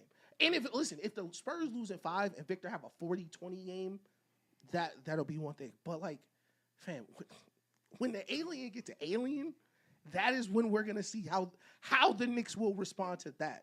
Because I feel like it's not a series until you see both teams respond. No, for sure. And that's why I say, sure. The game 1 is a litmus test. And you're not wrong. I just think that he is as great as he is, and he is as hungry and as competitive as you're describing. But is Jalen Brunson better than Chris Paul, Rock? No. Yes, he is. All right, keep going. No, he's not. He will be in a week. Nah, keep rooting for what you're rooting for. He will be in a week. If you win this shit. If he wins a championship, he's better than Chris Paul. Yeah, just the same way I think Kobe's better than LeBron, but I don't have him on number 2 on the all-time list because of LeBron's Listen, yeah, Jalen Brunson to go over him on all-time list, but if I had to take a player, I would take Chris Paul. I will say this to close my segment, the Spurs segment out. If Jalen Brunson wins this ring, he's a top 5 point guard ever. Period. Absolutely not. Absolutely. Who's the 5? Absolutely not. Who's the 5? My top 5 point guards ever are Steph, Isaiah, Magic, CP3. This is not in order, by the way. CP3, and I go back and forth between Kidd, Russ, and Stockton, but one of those 3. Yeah, Jalen Brunson cooked. You win a title in New York, yeah, he's good. Yeah, he passing for sure. And that's coming to my point about what you're talking about, the competitiveness and everything. Like, yes, I get it. Wemby wants it bad. I've seen the tears. I get it. You want to die for this. I get it. But we have the weight of a 50-year drought in this city. You know what I'm saying? 5 boroughs of pain in years. When you look at that team, do you not see a team that's desperate? 10 years for 5 boroughs. I guarantee you we are more desperate than y'all. They're starving. Y'all know what winning feels like. Nobody on that Spurs team knows what winning feels like. It doesn't matter. The franchise does. It's a different feeling when you step in that locker room, that Spurs locker room. Okay, let me ask you. Locker room, okay, let me feel like that. Let me flip this on you because, like you said, it's easy to be smart on iMessage. I completely agree with you. Look, it's easy to be smart on iMessage. Jalen Brunson, Karl Anthony Towns, Josh Hart, all of them have felt success in the NBA. Jalen Brunson was in conference finals. Karl Anthony Towns, conference finals, All-Star games. Wemby, Stephon Castle, and Devin Vassell lost 25 straight games together. You want to talk about niggas starving? The Knicks, listen, they're 22 years old. They don't even know what pain feels like. They don't know what that shit They're feels 22 years old. They in their first playoff series and they lost the series. You're literally spoiled by the fruits of your labor right now. Okay, all right. Jalen Brunson's first ever game, he was right next to Luka Doncic. Mikal Bridges was next to Devin Booker and Chris Paul. What does that mean? I'm saying these players all have felt success. When you talk about players starving for success, But not, this is the first. We were the second pick New in the York draft. Knicks uniform. Not in a New York Knicks uniform. The Knicks usually win the conference Dylan finals. Harper's a rookie in the finals. He's not starving, bro. He went number 2 overall. Stop it, bro. We just had the number 2 overall pick in the draft, and you're telling me who is hurt more? I'm not talking about the mellow years where Jalen Brunson didn't give a fuck if the Knicks went to the conference finals. I'm saying these two teams, one team has felt struggle, and the other team was built through trades and free agency and then never struggled. And one team knows if they don't win this championship, they may never win another one. The other one knows I'm finna win 7 and 10. That's what I'm saying. You're talking about You're talking about the Knicks are starving. Okay, you're talking about the individual people. I'm talking about literally the weight of the franchise. The weight of the city. The They feel that when they walk in years MSG, of pain. bro. I get they may not feel it, but they feel it from being there on the team. I can't believe y'all gonna make me pull the Deuce of Diamond out, but we don't know how many finals Pop is gonna go to. All right. Wemby had blood clots last year. All right. He talked about he didn't know if he was going to play again. Man. Is that not facts? Is that not y'all niggas talking about they're going to win 7 of 8? You don't know that. We don't feel that way. Also, can I say another thing? We don't feel that way. The Spurs are a collection of lottery picks. You have the highest touted rookie since LeBron. You have Stephon Castle, a lottery pick, Rookie of the Year. Dylan Harper, another one, who a contender for Rookie of the Year. Should have won Rookie of the Year. If he was on a different team, he probably won Rookie of the Year. Okay, so these are all lottery picks. These are all highly touted motherfuckers who are 22 years younger. This is a team of the fuck is the Knicks? A team of rejects. What they paid 5 first-round picks for Mikal Bridges. And people still doubt him. They were saying they were saying it was a terrible trade. Oh my God! They literally had to get Cat away from Ant-Man. Wait. So are you telling me that the team who was built through losing and picking players in the draft, highly touted players, they don't want it, but the team who was built don't want it is not what we said. Let me finish. So on one hand, listen, like the Warriors used to do, one team was built through the draft and player development, and another team was built strictly because we're the New York Knicks. Because we can afford to be in the a ragtag collection of rejects. A ragtag collection. Yes. Jalen Brunson was a second-round pick. They laughed at us. Bro, what are you talking about? What are we talking about? Wait. You were calling him the 6'1" midget. Wait. 2 days ago. Time out. Now he's... If we want to hang our hat on Jalen Brunson beating the odds, I can meet you there. I can shake your hand. Karl-Anthony Towns was an all-star. OG Anunoby, he was an NBA champion. And they had to get him out away from Ant-Man. And they said you couldn't win with Karl-Anthony Towns. They said you got to get him out so Ant-Man no. But they said you couldn't win with him. They said Cat was too soft. Cat has been a meme, has been made fun of. Cat has been at the bottom of the barrel of NBA Twitter jokes. Cat has been NBA Twitter. Cat has, and all of this matters. That's what I'm saying. All of this. Okay. I got you. Wait. Let me try. He might be the most. Wait, hold on. Let me do what y'all doing. Oh shit, Julian Champagnie was cut for an all-star game gimmick. They told De'Aaron Fox he wasn't good enough to cut it in Sacramento. He got traded. Harrison Barnes was almost crucified in Golden State. He got kicked out. Yes, people have their stories. The Knicks were not an underdog story. You're talking about they're the definition of an underdog story. Okay, all right, let me ask you. Okay, wait. Who'd you pick to come out the East this year, Rob? I'm not talking about... No. Before we watch a triple this year, who was the favorite to come out the East? I'm not talking about the 2026 Knicks are the underdogs in this playoffs. I am saying the culmination of that roster is a underdog story. A second-round point guard leading you. A big that is on his second team that got told you couldn't win with him. A wing that was just dying in Brooklyn. Another wing that was dying in Toronto. And a glue guy that came out of nowhere that played for 16 as a 6'5" power forward is a underdog story. We have never seen a collection of talent built like this in the NFL. We've never seen a team built by trades in the NBA. That's not what I'm saying, and you know that's not what I'm saying. So how are they built? They were built by group of guys. One, I just explained how they were. No. You said where they were. How did they get those players? Because Mikal Bridges was not cut. How they got those the players? acquisition doesn't matter. No. You're saying a ragtag group of players. All these players. Mikal Bridges was stamped in the NBA before he took a dribble on the Knicks. Mikal Bridges was an elite two-way player playing in the finals. And was the butt of jokes this regular season. No. That's it. No. NBA Twitter put De'Aaron Fox's face on Hitler this morning. Let's stop with the butt of jokes. Everyone is the butt of jokes when they lose. That is separate. Everyone gets laughed at. And if the Knicks lose, people are going to laugh at them the way niggas are putting the clown music behind Whitby dribbling off his foot. It literally happens to everybody. But Mikal Bridges was worth more first-round picks than Luka Doncic. That's just they call it a terrible trade for that reason. No. That's the thing. If it was a ragtag group of guys, you aren't worth that much. He was worth 5 first-round picks for a reason. No, it's widely considered an overpay. And Luka was an underpay. Like, what are we talking about? Just because a franchise made a bad decision doesn't suit your point of what they were really worth. Who's your GOAT rapper? Who's my GOAT rapper? Yeah. Jay-Z. Would you rather be overpaid or underrated? Like, it can't be both. You can't be overpaid making $200 million, all-star, worth 5 first-round picks, and a ragtag group of guys, just Villanova boys figuring it out. Jalen Brunson was a blue-chip prospect in college and played amazing on the Mavs and was going to be a first option wherever he went. Niggas were not treating Jalen Brunson like Julian Campbell. Y'all told me yourselves he couldn't be the first option on a team. No. Those are two different things. Those are two different things. If he went to the Hornets, he would have been the first option for the Hornets. I didn't say they was going to win a championship. I understand. But we're about to try to win a championship. They are an underdog story, bro. We How don't have to are argue the this, Knicks bro. the underdogs? The Knicks are not an underdog in this specific finals. They were coming into game 1. They told me the Knicks could have lost to the Hawks this year. They said we could have lost. We were down 2-1. They said we could have lost to them. We went to the Sixers. Right. Embiid is not Jalen Johnson. Like, every single round, there was a narrative that the Knicks could have lost. The Knicks were every single round. The Knicks have been favored in every series in the That's true. That's Vegas, but y'all, everybody else, the people, the public. Not just Twitter. No, but hating. And again, niggas was picking James Harden over niggas was telling me James Harden was going to beat the Knicks. This conversation started because we said the Knicks are more hungry, and they have a underdog mentality with that hunger, and because of where they come from. Yeah.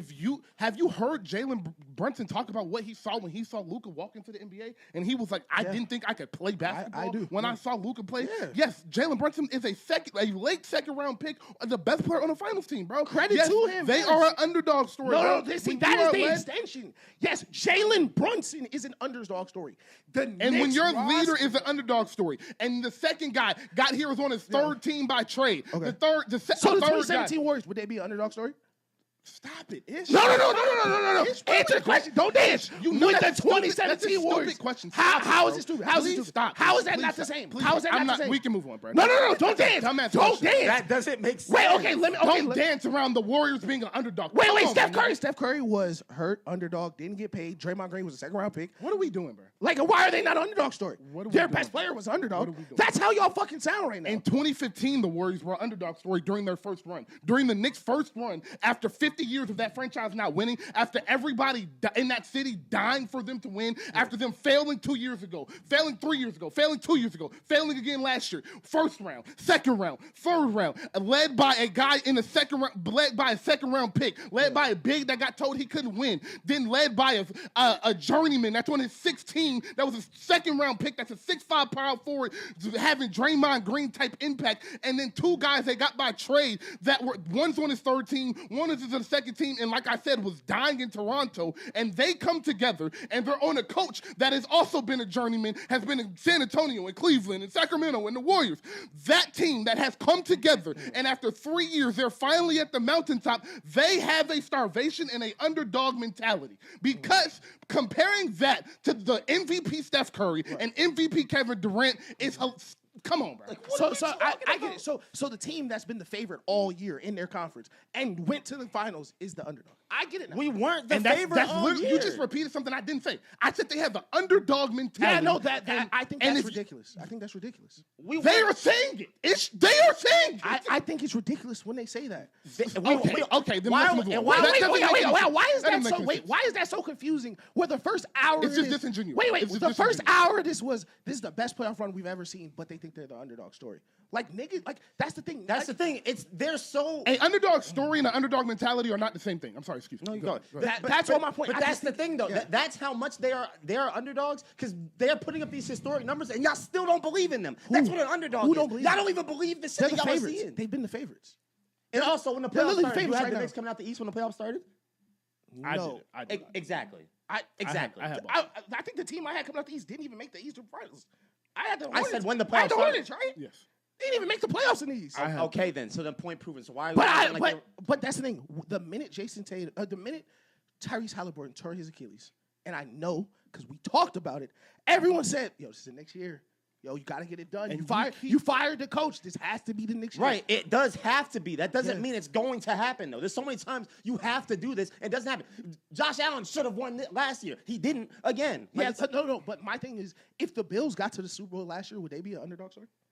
That's not the same. He said, I'm just asking. Because that's a team who had lost in the division, lost in the conference finals, lost in the wild card, and then no Mahomes, you finally break over the mountain. Josh Allen is an MVP. They might never give an MVP to Jalen Brunson. And that's my If- thing. that's If fair. Jalen Brunson was fucking Steph Curry right now, they would not be a fucking underdog story. If Exactly. James Harden, if Kyrie Irving, if Jalen Brunson was Kyrie Irving right Yeah. now, they would not be an underdog story. It is Exactly. because of where they have come from and how they got together, why they're not even, and I keep saying it's not even the story. They have an underdog mentality, and that's what I was speaking to when I was speaking to the starvation. But that's fair. it. That is fair. And lastly, that's I fair. do want to say the Wemby grind thing, I didn't care about it at first, but now after his press conference and after watching how hard he cried, it does kind of feel like he thought he won the championship after he beat OKC. And like that was his main goal of the year was beating OKC, and he felt like whoever he saw in the East, he was just going to walk through and they were kind of champions beating OKC. I kind of do get that feel for him.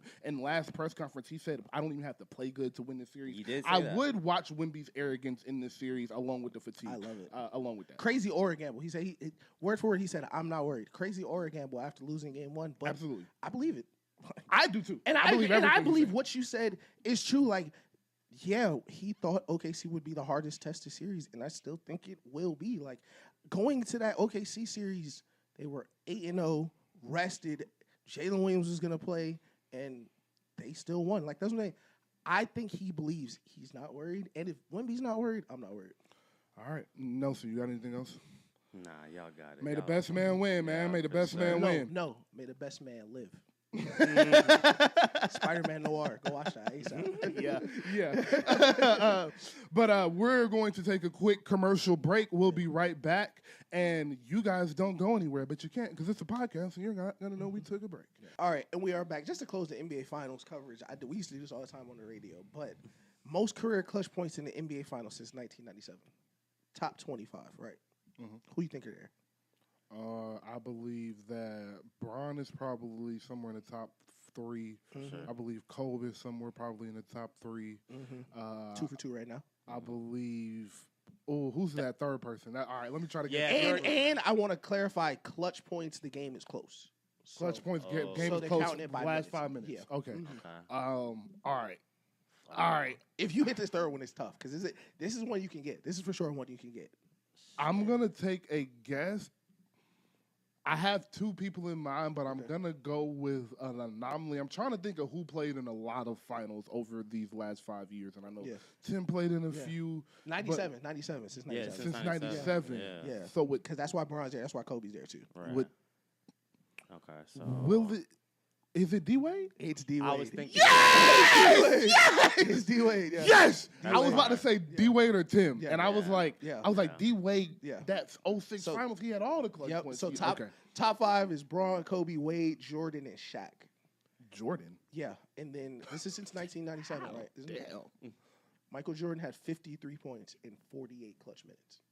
He's the only person since 1997 to average more points in clutch time than minutes. He's crazy. That's crazy. Yeah, what the fuck? That's ridiculous. For context, LeBron played 113 clutch minutes in that time. Michael Jordan's at 48. Wow. And Michael Jordan is fourth. Wow. So every stat is a Michael Jordan stat. We used to do that all the time. All right, Listen, and then Jalen Brunson getting them combos. Yeah. Hey, we 4 minutes in. Yeah. 4 minutes in. So something else I thought about while we were taking the break was, bro, you can't watch your team lose back-to-back championships. I forgot the Patriots just lost the Super Bowl. I just forgot about that, bro. Yeah, that is crazy, bro. about That's that not for cool, bro. It's happened before. Really? Yeah. 2013. I was about to say 2013, wasn't it? Yep. That's crazy. That's crazy. Listen, I'm very close to peak fandom of going from Eagles chip last year to Knicks chip this year. I'm close to like the pinnacle. Yes. Yeah, Yes. Big man a lot is of taking stake. care of that. All right, y'all want to go Myles Garrett or HOV first? Which one y'all want to go first? Let's do Myles Garrett. I think that's I'll say let's stay in the sports vein. Yeah. Okay, Yeah, cool, I think cool, so. cool. Because we do AJ Brown too. Okay. Yeah, we got all that. Yeah. All right. I don't have much on the Myles Garrett thing. I was shocked. I was bamboozled, surprised. Crazy alert that came across my phone. Crazy alert, but yeah. I was happy at the end of the day. Oh, of course, love free him. I love getting to see great players on great teams. And I don't think this makes the Rams unbeatable. I think it makes them the favorite. They're not unbeatable. I think it makes them the favorite. Okay. I think it makes you can be them a favorite. We see favorites lose all the time. I think it makes means they will win the division. Okay. But this ain't basketball, bro. You got to go out on that field, bro. That's fair. You got to go out on that field. And it could be just one injury for anyone to change the whole shit. I know that's always a what if, but it's just you can't.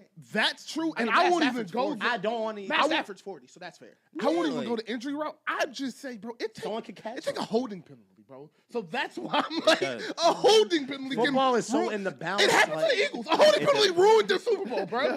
Nigga muff a punt. Yeah, like anything can go wrong in Anything football. can So go wrong. I absolutely think it makes the favorites. It should be a pass interference. They're gonna go 14-3, 13-4. They're gonna be an amazing regular season team. Yeah. I'm most excited to see Myles Garrett play with the league, and I'll end it there. That's what I'm most excited for. I think it's genuinely over probably. Unless the Patriots and as a Patriots fan, like I think we'll have a top 3 receiving core in the league if Diggs comes back. Hopefully, like we got like a 10% chance maybe. I don't see the Rams not winning. Crazy. You're crazy. You're being serious. Have more faith. Is Puka gonna play? Yeah. Yes. Is Devontae Adams gonna play? Yeah. Yes. Is Trent McDuffie gonna play? Yeah. Yes. That's Myles Garrett. We've seen super teams lose. I just don't care. No. That's Myles Garrett. I get it. That's Myles Garrett. I get it.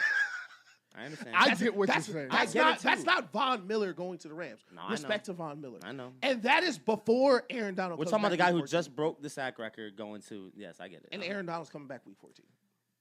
Aaron Donald's coming back. I want to. He broke the sack record on a 5-win team. Yes. That doesn't make any sense. It's That's not how football. It's literally not how the math of football works. Brother, Also, there's no one else on the line, so he's the only nigga on the line you're looking at. Brother, And they he's were never leading, twin. Yeah. Brother, they were never twin. They were never leading. Now on the other side of the ball, that's the reigning MVP with Puka Nacua and Devontae Adams. I'm with you, bro. I'm with you. Listen, I'm most excited for the fact that we can watch him play. And if you do get that pass off, they also have Trent McDuffie at cornerback now in one offseason. In one offseason, they got a CB1 and the best defensive player in the league. I'm with you. That's what Aaron Donald is. That is not like Von Miller. Like that's not like I'm trying to like Darrelle Reeves going to the Pats. Respect to Darrelle Reeves, but he was coming off an injury. Yeah. Like this is Deion going to the Rams. I was literally about to say this is Deion going to the Cowboys. This is Deion going to the Cowboys, the 49ers. Like you're not beating that. You're not beating that team. I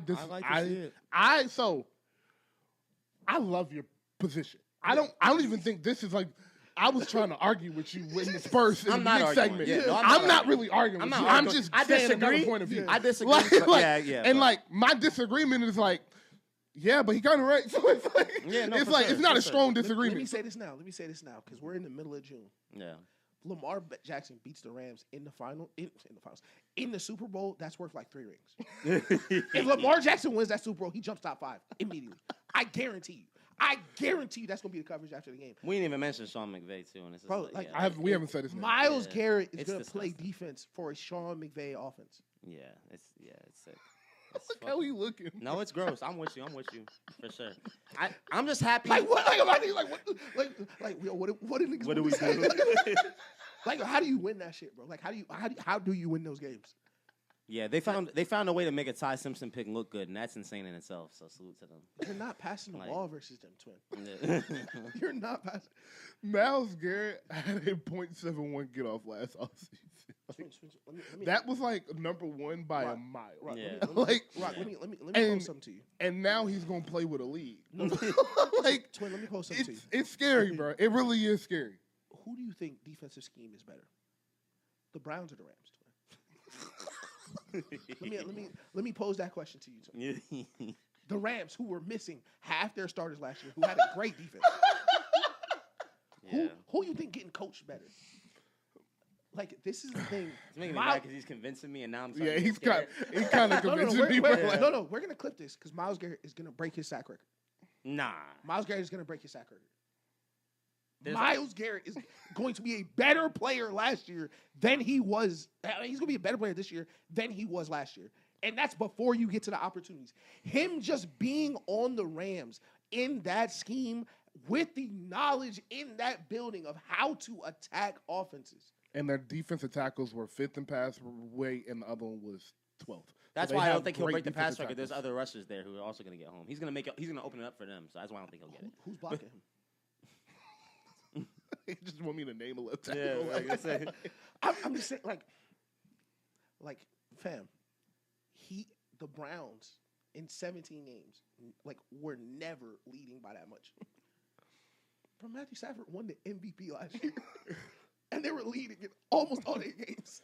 Like, I think I want people to understand that it's just fear in his eyes is warranted. Oh. Myles Garrett It is. is that. Like, He's that. Yeah. most, I would say 96% of NFL fans don't know how good he is. Yeah. Like, that's how Literally. much the Browns are a laughingstock. That's how Right. much people just don't pay attention to him. And that's how much people just don't understand what a defensive lineman's job necessarily is.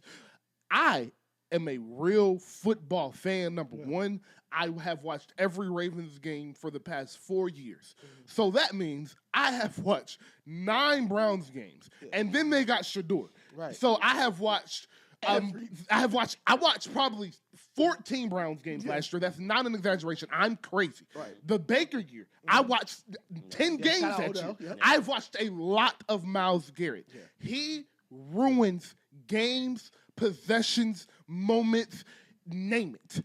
He is different. And it's not just about him getting the sack record, about him closing in on sacks, him being one of, it's him, Micah, and I believe Lawrence Taylor, first 5 seasons with 12 sacks, only ones to do it. Like, Yeah. and his 9th season was 25 sacks. Like, what are we Yeah. talking about, Yeah. right? Right. So it's not just about that. Yeah.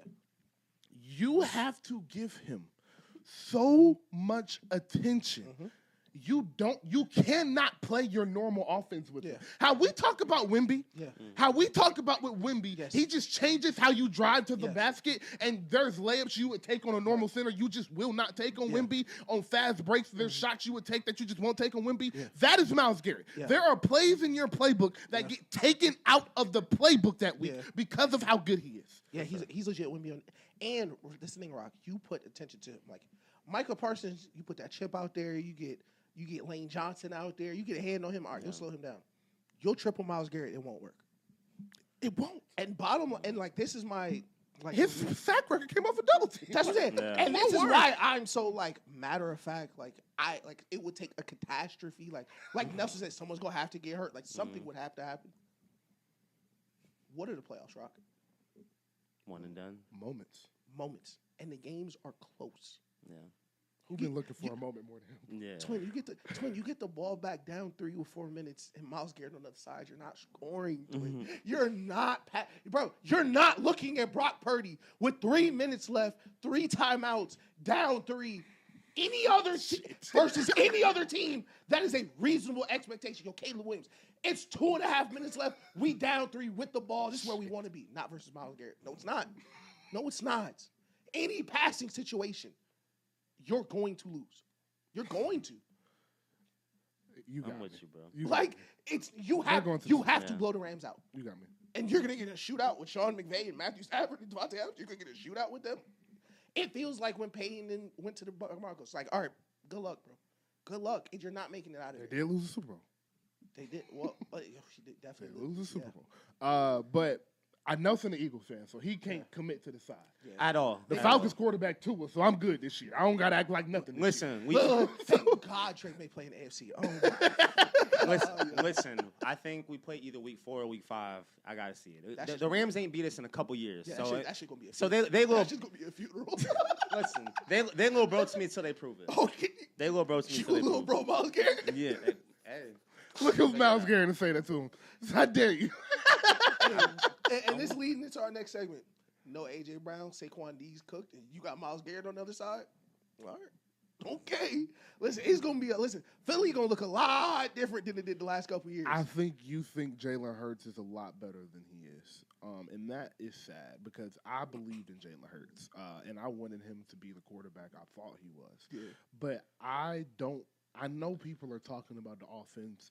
And I know people are talking about, oh, he's had so many offensive coordinators and this, that, and the third. Yeah. I'm not talking about any of that. I think Jalen has a weak arm. And I also think Jalen has a limitations that can be exploited in the playoffs very easily. Mm-hmm. And I believe the toys he had around him prevented you from being able to do that. Yeah.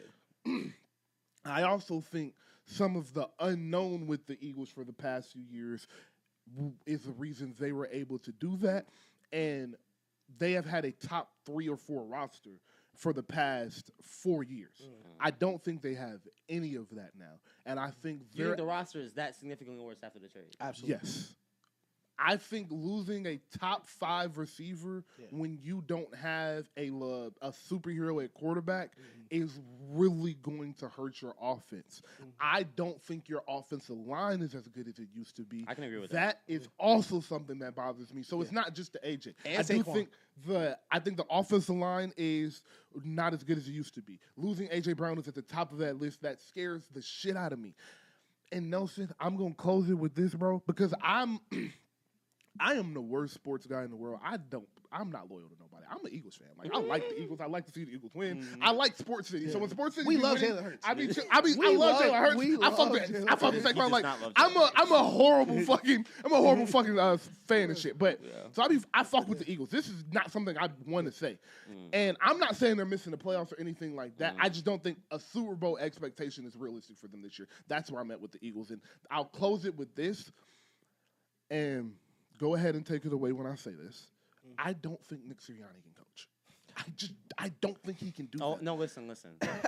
I don't know if y'all see what's happening, what's forming, but, like, this is the textbook definition of a back door taking place before y'all eyes. Yes. What they're trying to do with Sean Mannion. Yeah. If this offense looks like what it's supposed to look like. He's the smartest guy in the building, for sure. Knicks, for sure. He's like that shit like 3 times in the clip. They are soft launching the back door so decent when I tell you, listen, it's the days of us having a head coach that's not calling plays is going to end soon. Okay. They're going to Brad Stevens, Nick Sirianni. Okay. Godfather him in up there. Okay. And Sean Mannion back door is coming. Maybe he can work with Big Dom. Yeah. I think he can do security. Like. Great people guy, great motivator. Man, yeah. Be hype on the sideline and shit. Yeah. I like Nick Sirianni. For sure, yeah. But real quick, I do want to give some silver lining. Yeah. Because you were correct. If it works, and Jalen get under center, and because I don't think not having the strongest arm is a problem. I also just don't think when you don't have the strongest arm, you got to be Tom Brady accurate. And I don't think he's that either. Right. So if Sean can get in there and form this offense that still has talent, I love Devontae Smith. You know I do. And I'm not Ish. I think Saquon Barkley is perfectly fine. And he just had a year last year. He's going to be okay. So exactly. if that all comes to fruition, I do think by week 7 or 8, I'll have changed my tune and be like, that's a Super Bowl team. Just right now, I have too many questions to say. And there's a lot of uncertainty. That's fine. And I'm sorry, I know you want to get to AJ. Real quick, I've been wanting to talk about football. Oh, no, I'm about to talk to the Eagles. I'm about to talk about the Eagles. You're good. Real quick. I don't think it's more than 3 real contenders right in this moment. I have so many questions, and obviously in week 8, week 9, we'll have 6 or 7, and I'll have a different conversation. But right now, I really am just like going with the superheroes and the Rams because I don't think the Seahawks are gonna be that good this year. No, they lost K-Walk. I don't think the Bears defense is good enough to do it. So I like a lot of things have to get proven to me. For sure. So, Rock, you're genuinely a pretty positive person. Yeah. You are a glass half full. Not this last week, but yeah. Yeah. Usually like, listen, Rock up with the sun. Like, Rock is ready to go. We do live a beautiful, blessed, highly favored life. Of course, For sure, always. Mm-hmm. That Saquon shit is over. And I need y'all to understand. I need y'all to feel that in y'all. Why do you feel that way? Twin 300 touches in a season. With a history of lower leg injuries, and then he don't play on MetLife no more, bro. It's okay. You still gotta go see. Gotta go to the Giants at Road. That's a division. That's the one we gotta survive. And we've done it twice. But we gotta do it again. But also, aside from all that, even that's just the Saquon part of it. The best center of his generation not walking through that door. I hear you, bro. Fair. Like that was what made the Eagles unbeatable. Was first you had to get to Saquon. Then you had to tackle him. That offensive line was below average last year in run blocking separation, and next year I don't think it's going to get better. And I don't think Saquon is going to age as gracefully as, let's say, a Derrick Henry, whose dominance is built on him being 6'5" physicality. I don't think Saquon is going to – I don't think you're getting 2,000 yards out of Saquon again. And we don't need 2,000. Well, that's the thing. You wouldn't need 2,000 if A.J. Brown was still there. And you're an Eagles fan, and so you know this. There is 2 Eagles teams. There's before A.J. Brown walked in that door, for sure, and there's after A.J. Brown got there. And we saw it with Josh Allen. We're about to see it with Drake May. You saw it with Matt Stafford. Like, having a number 1 wide receiver changes so much for your defense. Yeah. I think this is going to be one of the first years. I hope he's a genius. I think the Eagles don't have elite weapons anymore. I disagree with that.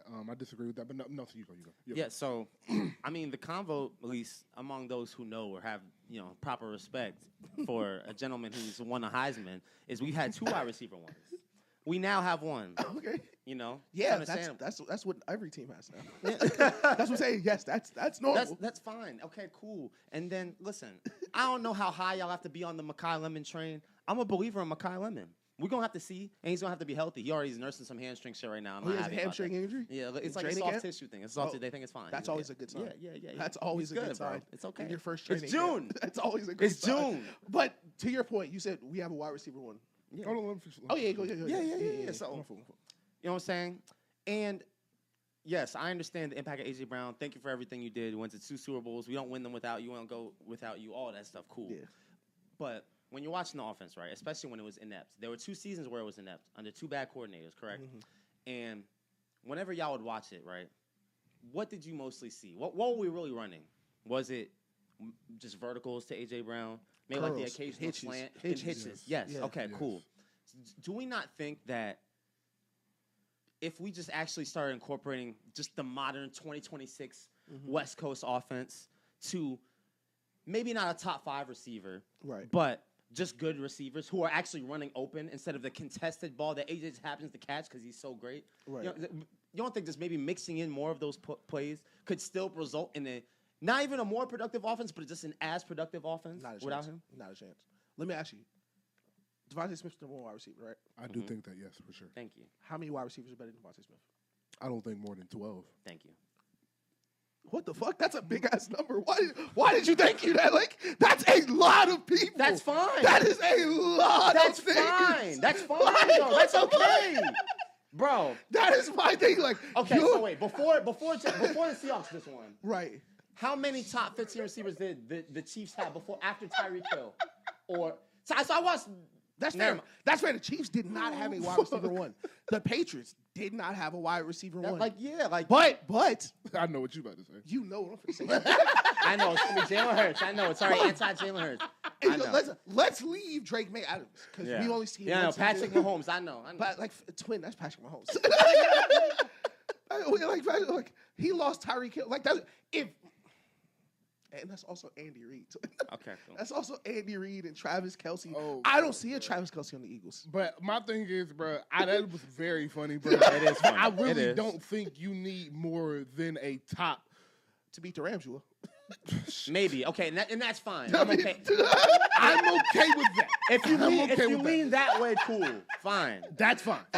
I'm just talking about them being good and getting to the playoffs. But I think we can have a successful and good-looking offense, and it will be a more ethical offense than just throwing and having A.J. Brown bail you out. All right, let me I stop agree trolling. with Let me that. stop trolling because that was a little troll to start there. I'm seriously asking. Mm-hmm. Do you think Jalen Hurts has the arm talent to run a West Coast offense like Matthew Stafford? Yes, because I think his arm talent is adequate with Brock Purdy. I think Brock Purdy is a smidge more accurate, but I think their arm strength is about the same.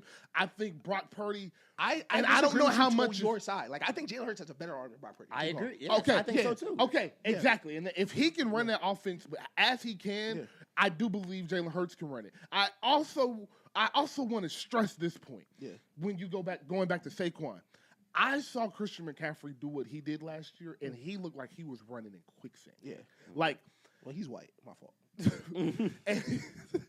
fair, but Very fair. What I am saying is, I just think we're at a time where we're progressing in sports and In medicine. medicine. Yeah. And everything is just people are just getting smarter in Yeah. all different aspects. Of course. So I don't think a running back shelf life is as short as it used to be because there's so many ways to use a running back, and just the threat of a great running back still keeps people in the box. That's a fact. So no, I don't think we're ever getting to Saquon 2,000-yard season again. Right. But I do think we can get a 1,400 all-purpose yards and get 800 passing. I mean 800 rushing and 400 on the ground. I mean 400 through the air. And so as long as he can do that, I think this offense can be very effective. I agree with that. I think that's not nearly enough on this offense, and I could be wrong about Jalen Hurts. And my comp for Jalen Hurts is he's the Michael Jordan of Brock Purdy's. And the minute Brock Purdy did not have elite talent around him, shit went from Super Bowl, one of the best quarterback numbers we've ever seen, to immediately should Mac Jones start the rest of the season. Fair. I worry about the Eagles' floor as an offense. I like Mekhi Lemon as a prospect. We'll see how he plays in the regular season. This is the NFL. But, like, those first 5 seasons, like, those first 5 games, like, that Rams game is a funeral. That's the last game Nick Sirianni's going to coach for the Eagles. Like, I don't think they're going to look good coming out those first 5 games. And I think that, like, I agree with y'all that Nico, the man, whatever that nigga name is. Sean Mannion. Sean Mannion. Sean Mannion. He knew his name, bro. Nigga, call him Mario, bro. Relax, man. Yeah, bro. I was thinking of Nico Mannion. But I think he'll be an amazing coach for them rest of the season. But this year, it's going to be, listen, Jalen Hurts it's going to be some tough weeks. He better have the quotes ready. First 4 games is Commanders, Titans, Bears, Rams. What's their record? Commanders, Titans, Bears, Rams. Yeah. 2-2. Okay. We started 2-2 the year we won the chip. I believe that the Eagles are. I think the Eagles, Dallas, and the Commanders will battle for that number 1 seed in the Commanders NFC could. East. I'll say Eagles and Dallas. Commanders could. I don't think the Commanders are cooked at all. I love JD5, but they could. I like Jaden too much to say they're cooked. Terry McLaurin, who I still like as a prospect. 31-year-old Terry McLaurin. Devontae Smith is better than the receiver. He's better than For sure. but 100%. Yes. But I think always whose has nickname been. is better? I think they'll all compete for around 9, not 9. That's a whole number. Between 10 and 12 wins, and 2 of them will make the playoffs. If I had to put money on something, I'll put money on Dallas and Philly. I do think if I had to put money on Commanders, would be the one to cook. But just to write them off right now, I wouldn't do that because of the talent I think they have at quarterback. Exactly. I think great quarterbacks are worth 8 wins in the NFL. So that's why I say that. That's real. One more final point. Just listen. I get we disagree on how we view Jalen Hurts, and that's cool. Maybe part of it is bias, but from my perspective, everyone has their own perspective. From what I've watched, with an inept offense where these routes are literally designed for receivers to not be open. I feel like I'm still seeing us get yardage. I'm still seeing us score somewhat to an extent in basically impossible situations. I feel like I'm watching Hurts make more difficult throws into traffic and into tight places that aren't feasible for the team. Right. And with this new offense, which is now catered to making life easier for the quarterback, using RPOs, options, having receivers actually run open across the middle of the field rather than being condensed to the sideline, having nowhere to go. I think those are a lot more easy throws to make if you think your quarterback, quote-unquote, is not capable of making the harder throws. If I've seen him make the harder throws, I think it should be easier. This is why I disagree. And this is a credit to – first, hold on, let me circle back. To answer your question, you asked him, they're going to be 0-4. But this is a credit to if you let y'all losing to the Titans, Yeah, man, like, that's bro. crazy. Yeah. We believe he's getting fired this season, right? I don't think it's gonna be a fire, but I think he'll get moved to the front office. He's getting fired. Manion's gonna take his spot though. All right, listen, but that's the thing. Something has to cause that. It's not going to be a good season. We make it out the divisional round. No, it's gonna. Did the Celtics have a bad season when they moved Brad Stevens? Yeah, Kyrie quit on them. Yeah. I don't know. That was and that vowed season? never to return. Like, Okay. but and this is my thing. I love the RPO offense, and this is a credit to Mahomes because I think Mahomes is the best at the RPOs, Easily. making decisions so quickly. And Shit is amazing. one of the things about him being so good at it is his arm talent in the delivery, being able to throw off any platform and still have perfect accuracy and perfect zip. The RPO, throw the ball over the middle offense, sounds great. Until you have to do it. Until you hit Fred Warner in the face with one because you don't have the same zip you thought you did throwing in between a set defense ready for the RPO. Yeah. I don't know if Jalen Hurts has a lot of the stuff the Eagles last year ran, curls, streaks, fades, people were upset with because their skilled players have the ability to run other things. Yes. So my question is, why wouldn't they?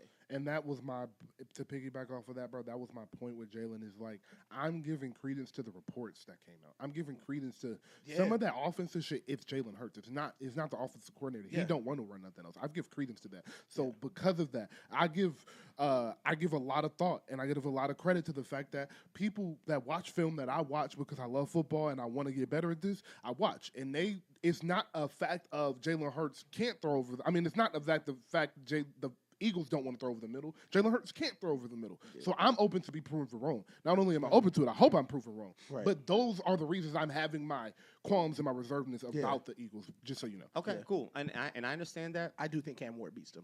Okay, that sounds good. Listen, my response to that is, listen, I as someone who's watched every Eagles game, the Eagles don't throw over the middle of the field often. It's very, very low. Very, very, very low. Right. But I've seen success in which it has been done. Now, do I believe that part of it is them not trusting Jalen Hurts to make those decisions? Yes. Do I think that's because, listen, what does a good coach do versus what a bad coach do? A good coach is going to develop you. A bad coach is going to be like, oh, you can't do this, so we're just going to do this instead. You sent that tweet the other day about the Eagles beat writer saying, "Oh, Hurts just threw a pick right to Jeremiah Tryer in the middle of the field." Right? That you know why? Because we have a new coordinator who is forcing him to do things that he's not comfortable doing. Right. I'm saying we're getting these kinks out early. We have now a new coach who's like, "Listen, all that other shit y'all was doing, that shit is dead. Right. We're not doing that. I'm not just because they think that this is what your game is. I'm not gonna have you do that. You're gonna do what I'm telling you to do, and we're gonna make it work." And I've seen Jalen as someone who overcomes adversity. Who, if he has shortcomings, he's overcome so many shortcomings in the past. I think that we can push him to be an elite thrower. I know you've seen this tweet in the last week because they sent it about Chet Holman, but like sometimes the haters are right. Like they have a new coach. Jalen Hurts is 6 foot tall. Jalen Hurts is 6 foot tall. Jalen Hurts is a strong man, so he doesn't get the Kyler, Russell Wilson, all those jokes. Russell Wilson also couldn't see over the middle. And Russell Wilson played with some of the best coaches, played in many offenses. Respect to Russell Wilson, who just retired. I don't think it's something you can just train. It's like Drew Brees threw over the middle at 5'9" his entire career. And it's not because someone taught him how. He just innately read the field like that. And like Rock said, I'm giving credence to the reports. Like, we're saying the Eagles only ran this offense and didn't throw over the middle. But these reports are telling me Jalen Hurts is changing the plays at the line. And Jalen Hurts is 6'1". 6'1" in cleats? 6'1" in cleats? And yeah, sometimes he did audible. And we had success doing it. No, so my question is, are we coming out of the huddle running curls, or are we getting to the line with play attacking? I promise he's not audible in the curls. If he's doing an audible, it's a QB run, or he's getting out of. We could that could be our hope. But if I believe to put yourself in Jalen Hurts' shoes, I can't do this play called. Should I run something I'm not sure would work, or should I run something I know I can throw and hopefully it works? I understand the logic of him saying, "Yo, I can't throw over the middle. We gonna change the play." All right. And the last piece, because this is a transition. Mm-hmm. Yes, I was about to ask you. If I'm AJ Brown, that shit would piss me off way more. And it don't look like AJ Brown mad at the coaches. It don't look like AJ Brown was mad at coaches. No, I mean, he's 100% mad at Jalen Hurts. That's very much. And if Jalen Hurts is at the line that's saying, because he can't keep his mouth closed. That's what I was gonna say. I'm not. I take 100% credence to that point. The beef is off. I promise the beef is off the field. Him bringing up the wife shit without mentioning it is great. Come on, bro. Once he did that solidified it. I believed it from the jump because I was like, AJ, you said what? Because it's very rare niggas just stop fucking with each other for nothing. Come on, bro. That don't happen with niggas, bro. Yeah. Like if we was stop his fucking with godfather. each other, He was his godfather. something happened, bro. Yeah. Like, Something so, obvious. and I don't think it was, you can't catch my passes. I don't think it was that. It's off the field, bro. I think it was like, yo, you did this shit to me and you changing the plays as line. Like everybody knows. Well, it's like when you stop liking someone, everything that you do. Everything they do go piss me off. Exactly. That's what. Yeah, literally, sure. bro. So I think But that's a combination. But reaction to listen, AJ Brown, welcome home. Welcome home, King. Like we said for the last 4 months, where you deserve to be. I feel like last year we auditioned for AJ Brown in a way. Like where we had Stephon Diggs, we were gonna bring him in. Mm-hmm. Who had issues in the past, and we were gonna see if Drake May was good enough to attract elite talent. And in one offseason, we got Drake May, a wide receiver 1 and a wide receiver 2. Yep. And listen, I am. Let me just for a moment take the Rams out of it, right? Let's just say Matthew Stafford old. I'm not worried about them. He might get hurt. It's nobody in the AFC out here. Genuinely, nobody in the AFC out here right now. Wow. I think Christian Gonzalez is going to be a year better. He's about to get signed. Our D-line got some help. We rebuilt the offense. Will Campbell is finally healthy. Will Campbell and that was guard? Will Campbell was rehabbing 5 times a day this summer because his knee was that hurt at the end of the season. Like you mentioned with the Spurs playing the longest they've ever played, Will Campbell played the most violent he's ever played versus the best competition he's ever played for the longest he's ever played. Ball is on a bum knee. He is close to healthy. And like you said, probably will be playing guard. But aside from that, Drake May was first in everything last year throwing to guys.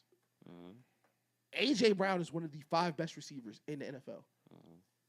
And aside from that, I think I'm even more comfortable because, and A.J. Brown is not this person, but the last time the Patriots signed a number 1 wide receiver, got a number 1 wide receiver from trade, Josh McDaniels was the OC. So Josh McDaniels knows how to get a number 1 wide receiver the ball. Like this little white wide receiver shit we've been running and all that little quick catch shit, that was out of necessity. That is not how Josh McDaniels wants to play football. And every now and again, you'll see it kind of peek out when you throw a go ball to Kayshon Boutte in the playoffs. Like he wants to play that way. So having A.J. Brown, a bought-in A.J. Brown, like he knows the pass is accurate, like he's gonna be on time. We're not running curls. Like if we lose the game, we're not gonna come out and be like, our greatest fear is not that we are inadequate. It's that we are powerful. Like it's none of that fucking lame ass Nostradamus shit Jalen Hurts got going on. Like he knows it's a top 5 QB throwing him the ball in an offense that's starving for him to get. Like you're going from somewhere where niggas are mad you want to be A.J. Brown. Niggas are mad you want to be A.J. Brown. Fair. To somewhere that's starving for you to get these targets, my nigga. Like, nobody wants to throw the ball to A.J. Brown more than Drake May and fucking Josh McDaniels. Type shit. All right. That's good. A beautiful NFL segment. No Jalen Hurts shade. Let's jump into HOV, man. Yeah. I go this back. We are T minus about 30, 40 days away from 30 for July 4th, and then 36 days away from seeing Jay, man. 37 days away from seeing Jay at the Brooklyn Stadium. Sorry, at the Yankee Stadium, man. And if that Roots show did anything, it was get a nigga excited. Oh yeah, like my God, with the Jay, fro, with the fro, bro. Just opening the show with HOV, baby. Crazy. Shit. Then going straight into a freestyle and throwing shots at everybody that done said something to the past 3 years. Like, damn, off rip. Off like, rip. Can't even get to starting the show on stage like a villain, just like in the dark, in the cut, bro. Like you sandwich the freestyle in between Hovey baby and you don't know. Like, you're bruh, a sick, sick, baby. bro. You don't know after that shit. It's so Like, tough. like, Oh my yeah. God, bro. That nigga's the GOAT. Yeah, I'm like, bro, like, what is wrong Swear, with you? bro, swear. Yeah. So just an amazing show, bro. I did watch a lot of it. I don't watch concerts that aren't great quality, so I didn't watch the whole thing, but I did watch a lot of bits and pieces from it. Yeah. Obviously heard the freestyle, which is what we're here to talk about. Shout out to HOV. Very excited to see you. Oh, and I love seeing State Property together. That was amazing. Yeah, crazy. Shout out to Beans. Yeah. That was amazing. How we do in Philly probably had to. Crazy. Yeah, that's like Black History. Yeah, No, deadass. literally. Like Yeah. deadass. Literally. So I have some quotes. Yeah. Y'all know I came prepared, Right. Yeah. and I hope I bookmarked these. I did not. I While just Rock pulled is them up. pulling Oh, there this- they are. Okay. While Rock is pulling this up, we're gonna introduce this segment as our first W Energy sponsored Nothing ATL segment. Yes, Shout sir. out to them. Yes, sir. Like, comment, subscribe. There's a discount code below for 10% off. Yes, sir. Yes, sir. Yes, sir. And the website will be in our bio as well, so please Yes, sir. go click to make the Code purchase. Nothing ATL. Nothing ATL. That will also be in the bio. Always keep it simple. Everything is Nothing ATL. Our socials, our QR, our discount codes, all of it is Nothing ATL. So give us a follow and please use our. Please subscribe also and please go use our discount code. That would mean a lot to us. And shout out W Energy. Always. So. You know, where we want to start? We want to start with Kanye West bar, the Busby, Nicki Minaj, Drake. Can I just get a quick victory laugh off? Let's just get to do it for both of us, honestly. Yeah. Both of us, honestly. Let's just get a quick Kirk Cole was wrong, Ish was right again moment. Drake is not out of that deal. The niggas who work in the B's, who work in the billions of dollars in the industry, who know, have said it twice now. HOV have said it, and Kanye has said it. And I'll never forget the way Rock introduced what Kanye was saying on Like That was Kanye's always going to say some shit he's not supposed to. Yep. And that is literally what he did. And if you were skeptical, HOV just double, triple down. He said, what you mad at me for? Go talk to them niggas. Be tough with them. Man. Gang, bro. So the jig is up, nigga. I'm up 10. Wrong chart, champ. Calling a nigga champ mid freestyle is crazy. I'm bro. up Like, 10. He little Like- bro. He hit the Spider-Man Like, pat on the head, he's- Green Goblin. He's shit. up 10, bro. Up Yeah. 10, bro. Yeah. I'm up 10. Wrong chart, champ. Wait, you gotta look up again. Oh my god. You gotta look up again, like look up all up. Oh my god. Niggas looked up to HOV. I never looked up to them. The crackers got your publishing checks. Go talk to them. Don't talk success to me. You niggas is workers in perpetuity. How was your contract worded? Oh. I think you niggas are workers, Bruh, nigga. like, Oh. Imagine telling a nigga who got like 900 M's, like you clocking in, like you Go work clocking- for the white man. Yeah, nigga, don't be Massa. late. Yeah, don't be late. Lucy ain't calling, nigga. Don't be Yeah. late. Yeah. tell that private jet, hurry up, bitch. Like, That shit is fucked up. Yo, oh, man, bro. But just reaction thoughts, man. That's the GOAT right there. That's the GOAT right can there. can Drake win a beef versus Jay-Z? Absolutely not. No. No. For sure.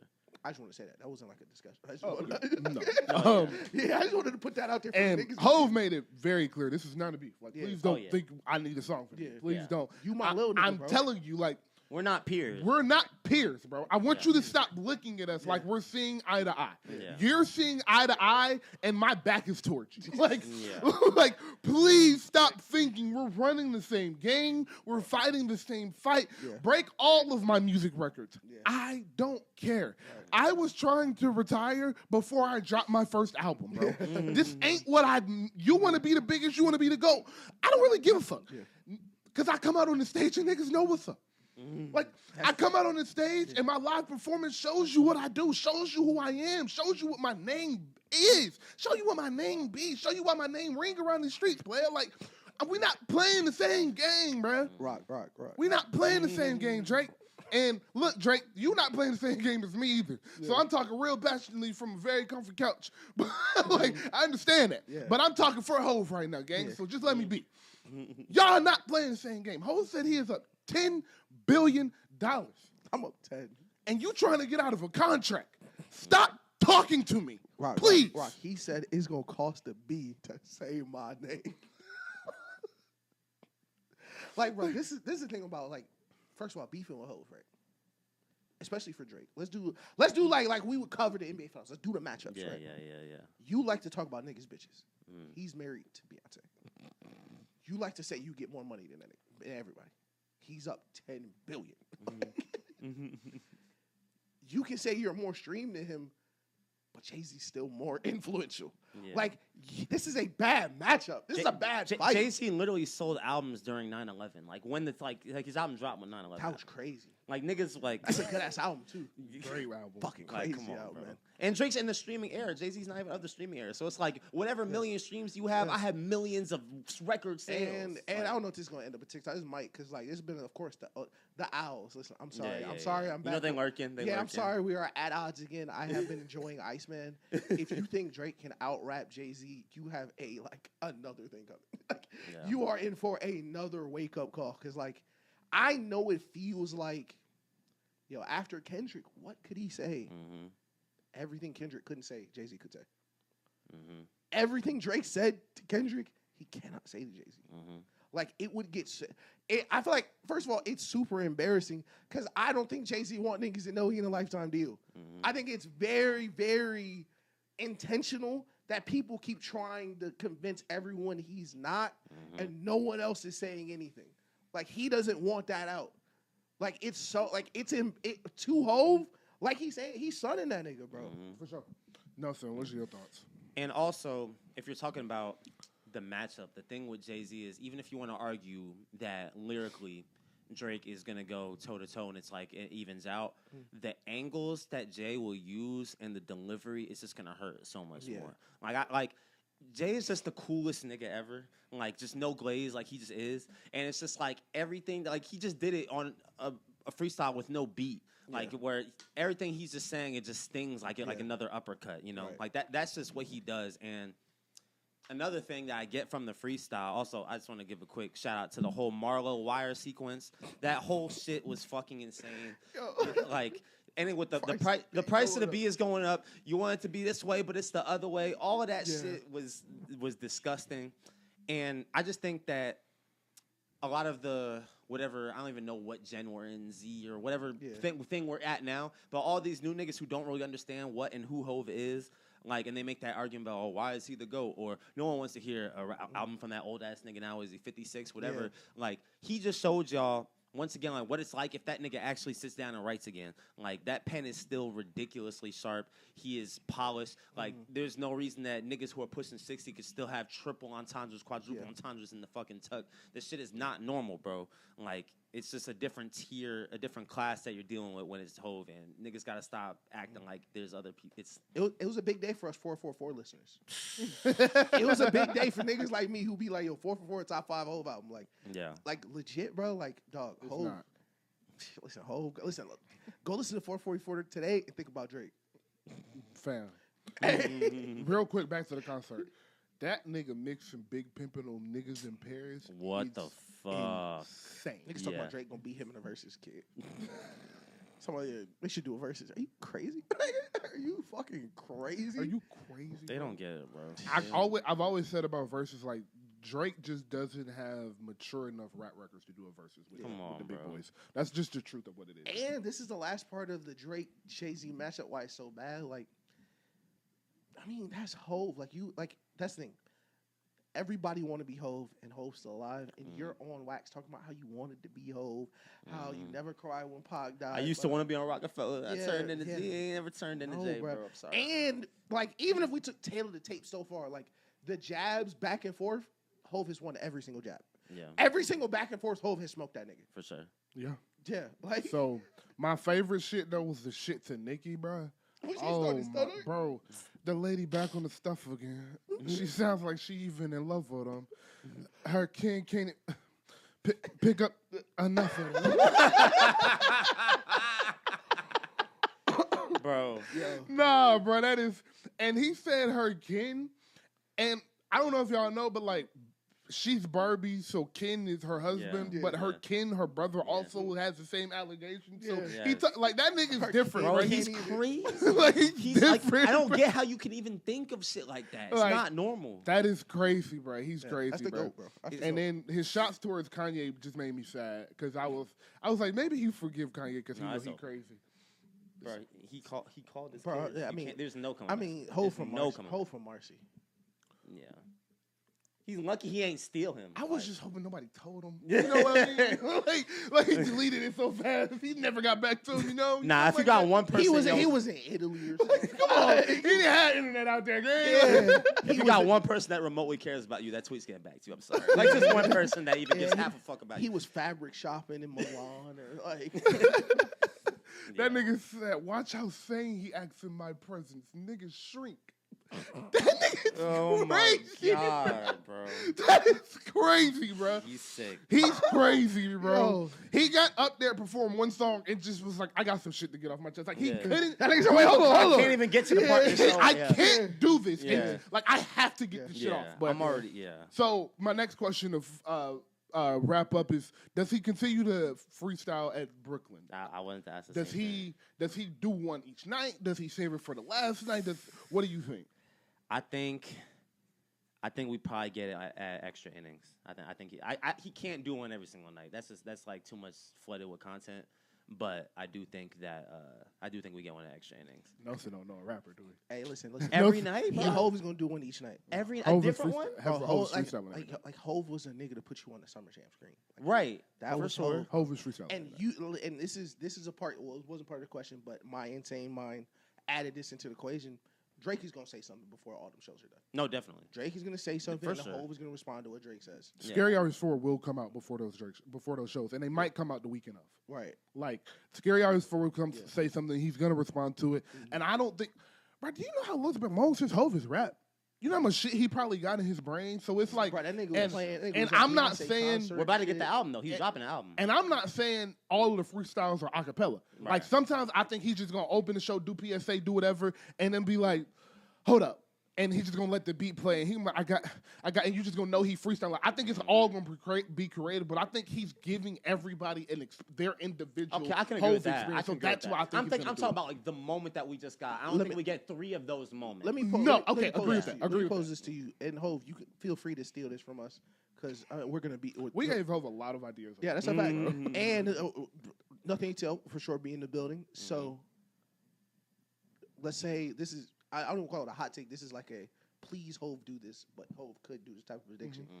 I wouldn't be surprised if there's a takeover verse for Drake, where one of the takeover verses he just changes it and mixes it up. That's an And he insane just idea. freestyles That's that. his bag. That's an That's his insane bag, idea. and I like that. And I don't that even would be think that's crazy. far fetched. I think that would be crazy It for would. the moment. Where like It would. he go like he's doing takeover in the blueprint, and instead of dissing Nas, 30 years later he's dissing Drake and Yeah. he's smoking. Yeah, So- I wouldn't be surprised at So all. we don't think that Based off the energy that he just gave us in this freestyle, you don't think that it's possible that, because I'm sure Drake will respond. We don't think that Hov just showed us that like he literally views him as like little bro, like he really doesn't even care that like I got my shit off. Like you just gonna be you gonna be rapping at the clouds now. Like I think he's keep doing it. No, one thing about him, bro. Well, actually, 2 things. Because one, I have no question in my heart that Scary Hours 4 is coming out before this. So I believe Drake is going to say more things to him, and he's going to be responding to something else. I truly believe that. So that is why I have this position. Okay. Now let's go from where we're in now, what reality is, and nothing has happened, and Drake didn't say anything else. I still think HOV just got more to get off of his chest because it's been so long since he rapped. And he wants to give New York the New York special. Like, he wanted to put on for his city, for real, show him what the fuck he do. So, no, I don't think this is, because I don't think it's beef. I don't think HOV coming back to say, I'm up 10, and just using some of Drake's lines against him is really him, like, beefing with him. I just think it's him rapping, and it's a subject to rap about because you talking about me. And it's like, I'm not even rapping at you, I'm rapping to you. Like, I'm not I'm not battling you. I'm telling you something. And that's the perspective I think he's going to continue to come from. HOV is always talking to somebody. That's true. That's true. Let me ask, because this is like 4D label chess superstar in the world, in the knowing what's coming 3 weeks before. Dave Free reactivated his Instagram this week, right? And I've been posting a lot of Kendrick Lamar stuff. Oh God! They had an R&B drop, and PG Lang is pretty active. Did you listen to that? We were just talking about it before. I saved it. I didn't get to listen to it. I listened to, I think, like one of the songs. It sounded great. James Fauntleroy is on it. Like it's that I've heard. I've heard amazing things about this. Okay. Do you think there's a world Scary Hours does not come out before the whole stuff because he's waiting to hear what Kendrick says? Kendrick says about what? He's just saying Dave Free reactivated shit. Like it is their belief that Kendrick is doing something now. Like they're releasing like a bunch of the stuff that was from the past. Like they released the Not Like Us behind the scenes. There's videos of him like when he was recording Mr. Morale, and Dave Free is like posting Kendrick and like they're kind of like a rollout. Yeah, kind of like a rollout. Nah, I don't think. I think unless the only way I would say yes to that is if this is a known thing. But Kendrick moves so secretive. I don't think nobody would know Kendrick is dropping the album until a week before. And that's why I'm saying this is some high level only a nigga like Drake, Jay-Z, like top level would know. So I think if you don't hear anything from Drake or HOV, that could be why. And I feel like that could play a part in Jay-Z kind of doing this now, because it would be a 4D chess move if you know Drake want to drop Scary Hours in October. And I also don't think Kendrick is responding to Drake. I think Kendrick wants to leave that alone because I know Drake is thirsty for this again. There's no doubt in my mind Drake wants to jump back off that porch and go at it again. And Kendrick wants to stay as far away from that as possible. I don't think, and not because he's scared. I think Kendrick is over it. I did it. What the fuck am I going back for a round? Once you win a fight, there's no like benefit to fighting again. There's no benefit to it. So I don't think he's gonna give him any.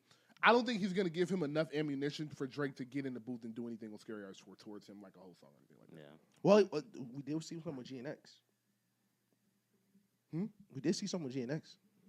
And again, not enough for like Drake to do a song. Yeah. No, I'm talking about, they're going to throw shots at each other. Oh, please don't get that. They're going to throw time. Yes. That's what I mean. I'm saying, like, if HOV knows Drake wants to drop Scary Hours in October, so he does this now, knowing he wants to wait to see if Kendrick responds. That, I feel like, would be 5D chess. Because, like you said, they're not beefing. That's the perfect way to put the muzzle on Drake. If you know the timing of what he's trying to do. I see that. I just don't think HOV cares enough. That's right. I don't think HOV is worried about no Drake. I don't think HOV would feel this way about, say what he said about beef, say what he said about Drake and Lil Son him, and then also be trying to figure out work with Kendrick behind. I was going to say, the shit he doesn't. I'm glad you're here. I would have loved to be in the room with J. Cole. Fuck J. Cole. I would have loved to be in the room with J. Cole while Jay-Z, his OG, his big homie, is firing at Drake, and J. Cole's just at home like, I love Drake. Like, he hates me, but he makes good music, and I love we're HOV brothers. too, and I love Kendrick Lamar. Yeah, I'm at the point. I'm ready for Jay-Z at this J. Cole. Like, he did already. No. He called that nigga, he didn't answer. Nah, I want a bar and a freestyle about J. Cole because after he pissed me off, man. And then last question for me today: when is HOV dropping? July 4th. Oh, you think the album will come before? I feel like July 4th is just a whole type of day. It is very much so, for sure. July 4th is Saturday. He don't care about it Friday, so I don't really think that's. I'm going December 4th. December 4th is a Friday this year too. Ooh, that's tough. I'm going December 4th. That's when the HOV collab album drop again. Carter's Part 2. I'll say, it's crazy. I'll say July 17th. Okay. That would be the best birthday present ever, bro. Yeah, that would be hard. If that nigga dropped that album while I'm on a plane to New York, that'd be crazy. I would cry, bro. I would dead ass cry. I would. That's the GOAT for sure. I wouldn't put You're it past going him. back to New York a week after the concert? No. Oh, I'm high. The concert's the 10th. It yeah. is. I think they'll have the concert that whole weekend, and I think it'll. Did I ever tell you that I was going for my birthday? No, I asked you. He asked you like an hour ago. Yeah, I did. Yeah, bro. You know I do that. Like that's my brain work like that. Like I'll hear a question. You're like, hold on, I need a second to think, and then you just. I do that to table like every single day of my life. So sorry. I don't understand why niggas can't follow it though. Like we just talked about this like an hour ago.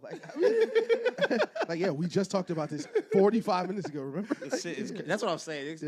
But I'm going to the Cole concert, getting the party bus. We're gonna go to some bars and go to in the night at the strip club type shit like that. So I don't know. I don't know anything. I just know like that's the loose plan right now. So we'll see. I'll let y'all know something. But for sure. Yeah, that's the vibe. So we're going to the. You're going. When are you gonna be in Brooklyn? You're gonna be in Brooklyn that weekend, ain't you? You're saying when the 16th to the 17th? No. Oh, when is Cole? Like the end of July. Like the concert's August 1st. The concert's August 1st. Are you? Are you gonna be there the 31st? Yeah. You going to see Spider-Man in the big theater? Yes, I want to. Yeah. I was thinking about flying to New York to see Doomsday in that theater, but I'm gonna do it for Secret Wars because I was like, I'm not doing that twice. Yeah, so I was like, let me wait for Secret Wars. Yeah. It just happened to line up that way. Yeah. I'm pissed because I would have I just went to see Cole here, but I had a wedding to go to, and the wedding's no longer happening. Okay. Yeah. What? Oh, that's annoying as fuck. Bro, I'm pissed as fuck. That's annoying as fuck. So now it's like, all right, I'm going for Jay-Z. I'm going for Cole like 2 weeks later. And if the Knicks win the chip, I'm going again because I have to go. You're not trying to sell your Cole ticket, though? I could. I could in theory. I looked at the market at the time, and I don't think I would have had enough to get the same spot again to get it here. I think it's a little more here. I'll double check it's again. It's always more here. It's always changing. Yeah, that's what I'm saying. Yeah, and I'm not gonna pay more out of pocket if I already paid for it. So yeah, I've looked at concerts and it's been $800 here, and I'll go check somewhere else. It'll be $300. That shit is crazy, bro. That shit is crazy. Yeah. Just to wrap up, because I think we're kind of at the end. It is. They're saying it's all set that the Timberwolves are going to the East, kind of. Good. Good. Yeah. We need that. Ant in the East moves me. That's fire. Because Ant's only 24. Yeah. Ant get to the East by 26, he'll rattle off 3-4 championships. That's how I feel. That's how strong I feel about it. I hope. Listen, to Spurs win this championship, I'm gonna say he ran from Wemby. Nigga is crazy. Takes forming in real time. Like I'm telling y'all, like niggas is preheating the hate, like soft launching the hate. Yeah. That's insane. That's fucking crazy. Yeah. But respect though. Man, what else? Is there anything else we need to jump into, even if it's quick? Madden has timed catches this year, so fuck Madden. Time catches? It was a thing this year. It was. What's a time? What do you mean time catch? You have to time it. Like if you time catches, I'm such a Madden nerd, y'all. But certain animations you'll get depending on when you time catches. Like if you time it earlier and highball it and do a high catch, you'll get like certain one hand animations. Or like, that shit. Okay, I didn't know it was called that. Yeah. Okay, so my favorite thing is this year in Madden. This is why EA is such a crazy product because they'll push it in the game and not tell you. But like this is the first year you can combine catch types too. I don't know if y'all tried to do that. I don't even know what so you can like aggressive catch and rat catch at the same time. There's I don't know if y'all have ever seen me do it, but like I used to do it with Roman Duzzi. I throw it to the sideline, highball it, triangle catch it to make him jump, and then you can X catch it to make him come right back down and toe tap. I did not. And you can say that I did not. You can do the same thing with rat catches too, where you'll make them slide. If you rat catch and then hold X, they'll slide. Did not know that. Literally did not know that. You're so much better than me, bro. Combining catches is crazy. Yeah. But okay, I'm glad you brought up Madden. How you feel about the cover? Listen. I think it's fire. Yeah, Patriots fans are mad because they got this Caleb Williams, Drake May shit, and this is my thing. We're better than him, Pats fans. We're not in Caleb Williams conversations, and I'm one of the. I picked him to go to Super Bowl the first year. I love Caleb Williams, right? Drake May was one in everything. All right, we Yeah. are Patrick Mahomes, Josh Allen arguments. Don't pick Caleb Williams as our op, bro. Like, it's a cool cover. Like, Jalen Hurts arguments. we're not. We're not. Listen, one of these guys won. Well, listen, they both got a Super Bowl and lost. So I love the cover, the deluxe cover. Mm-hmm. The original cover I didn't like until I realized he was doing a Michael Jordan, and then I loved it. Yeah, exactly. I was like paying homage to MJ Right. with the cold as fuck. Yeah. 10 out of 10 no. That's After really I fire. did not catch that Yeah. and then I saw him side by side. I was like, I'm tripping. I'm a horrible Yeah. person. Yeah, that's cold. And you know what's funny about the Boosie shit is, or at least for me, I just saw the pose. I didn't even notice that. Like, his Did nails- not I notice didn't at even all. look at it. Did not notice. Like, at I did all. not peep that shit. Caleb Williams is cold. I don't care what. He's not Jared McCain. And let me ask you, No, let me ask you exactly. one more thing. Yeah. Do you think Boosie Badass know how to play Madden? No. Like, when the last time you think Boosie- We would flood. Like, when the last time you think Boosie like played a Madden game? Yeah, he would get flooded. No, but Boosie let the computer play on it and his niggas bet on it. That's the type of Madden that Boosie plays. Like, in fact, yeah. Boosie for sure bet on Madden games. I bet that. He don't play Madden, but like, my thing is, I got 10,000 on. yeah, like Boosie, and I was talking to my dad about this because my dad is like an old black guy, so I can have an old black guy conversation. of course. I was telling him there used to be things in the black community that were staples in the community itself that we kind of don't have anymore because we are so digital centric. There just used to be a crazy nigga in the neighborhood. Yeah. Yeah. There just used to be a crazy nigga in the neighborhood. There was a nigga in the neighborhood that was gonna walk up to you, say the craziest shit you ever heard. It was. Yeah. And that's Boosie. Yeah, for sure. Yep. But the thing is, niggas don't grow up with that no more. So like people are like, oh, I can't believe Boosie So now said it looks that. crazy, Yeah, like yeah. no, that's Boosie's. He also just has a platform, so we see all the Yeah, crazy like- shit he's saying. like so. when I see Boosie say that, I see a role being fulfilled. Like, Yeah, for sure. someone has to be the crazy nigga. Boosie lived 20 minutes from my barber. Shout out Boosie for sure. Shout out to this. Yeah. No. Boosie be the double murderer. Boosie be the double murder and got 200 acres shot. Boosie get whatever he wants shot. I don't give a fuck. Shout out my nigga Boosie. You know what though? I Shout saw out my nigga Boosie, I man. read the comments. There's a lot of people who agree with him though. A lot of niggas who agree with him. I do. Listen. Let's wrap this shit up. Let's wrap this shit up, bro. this might be- One of us is progressive on this show. It is not Ish. Hey, did you see the video with the kid? He was like, I'm Jared McCain. No, listen, Jerry McCain needs to be stopped. I saw Not in this household, you're not. then he did a dance to "You Rock My World" by Michael Jackson, and I feel like he needs to actually get knocked off. I'm Nah, sorry, bro. don't take me seriously. It be the eye contact in the camera, bro. That shit. Bro, he's staring you down. That shit scares He's me. cheesing ear to ear. I'm like, I don't watch Jared McCain TikToks, but the one thing I do remember is I forget where they were. He was standing behind SJ, and the nigga was like, yo, move. They're from right behind me, though. And the funny thing is, bro, is like TikToks, you gotta record off your phone. Yeah. So like, imagine walking out your hotel room and you just see a this nigga nigga. smiling bright as fuck, and Yeah. you hear phone Michael Jackson. You rock, man. bro. It's, Yo, and this is my, listen, and this is a little Man. selfish, and Nelson, you could probably appreciate this. Anytime I think of Jared McCain making a TikTok, I forget what teammate it was who he was teammates with. Pete Kendrick Drake beef. They pulled, I showed Oh Marcus my video. God, They yes, put yes. the speaker up into that nigga door and started Yeah. playing like us. That nigga's and like, he started screaming in the shower. Turn it off! Like he's just like, that's the thing. Like I said about Boosie, Jared McCain is filling a role. I know niggas that act like Jared. I know niggas that act like we Jared 100% McCain. know niggas who act like Jerry McCain. For All sure. right, man. What a fucking show. What a That's pod, bro. Thank you guys for watching. Thank you guys for joining. This has been episode 166 of the show about nothing. That's Ish. I'm Rock. That's Nelson. That's Nelson. I'm Rock. That's Ish. In a world full of hate, let your light be love. In the industry full of copycats, we are some one-on-ones. Y'all have a blessed weekend. Pull up to the Black Ass Cookout if you have some free time. I will be on the grill for 10 hours. So please Jesus come up and see That's me. overtime. If you're a For woman, sure. come pat my head. Give me a little drink. My shot ain't gonna have a problem with it. She gonna join in. Come on now. That's how we get down over here. So Black Ass Cookout, y'all pull up, please. Y'all do what y'all do. Love who you love, boy, unless you talking to Ish. Listen, love you love, not in this house.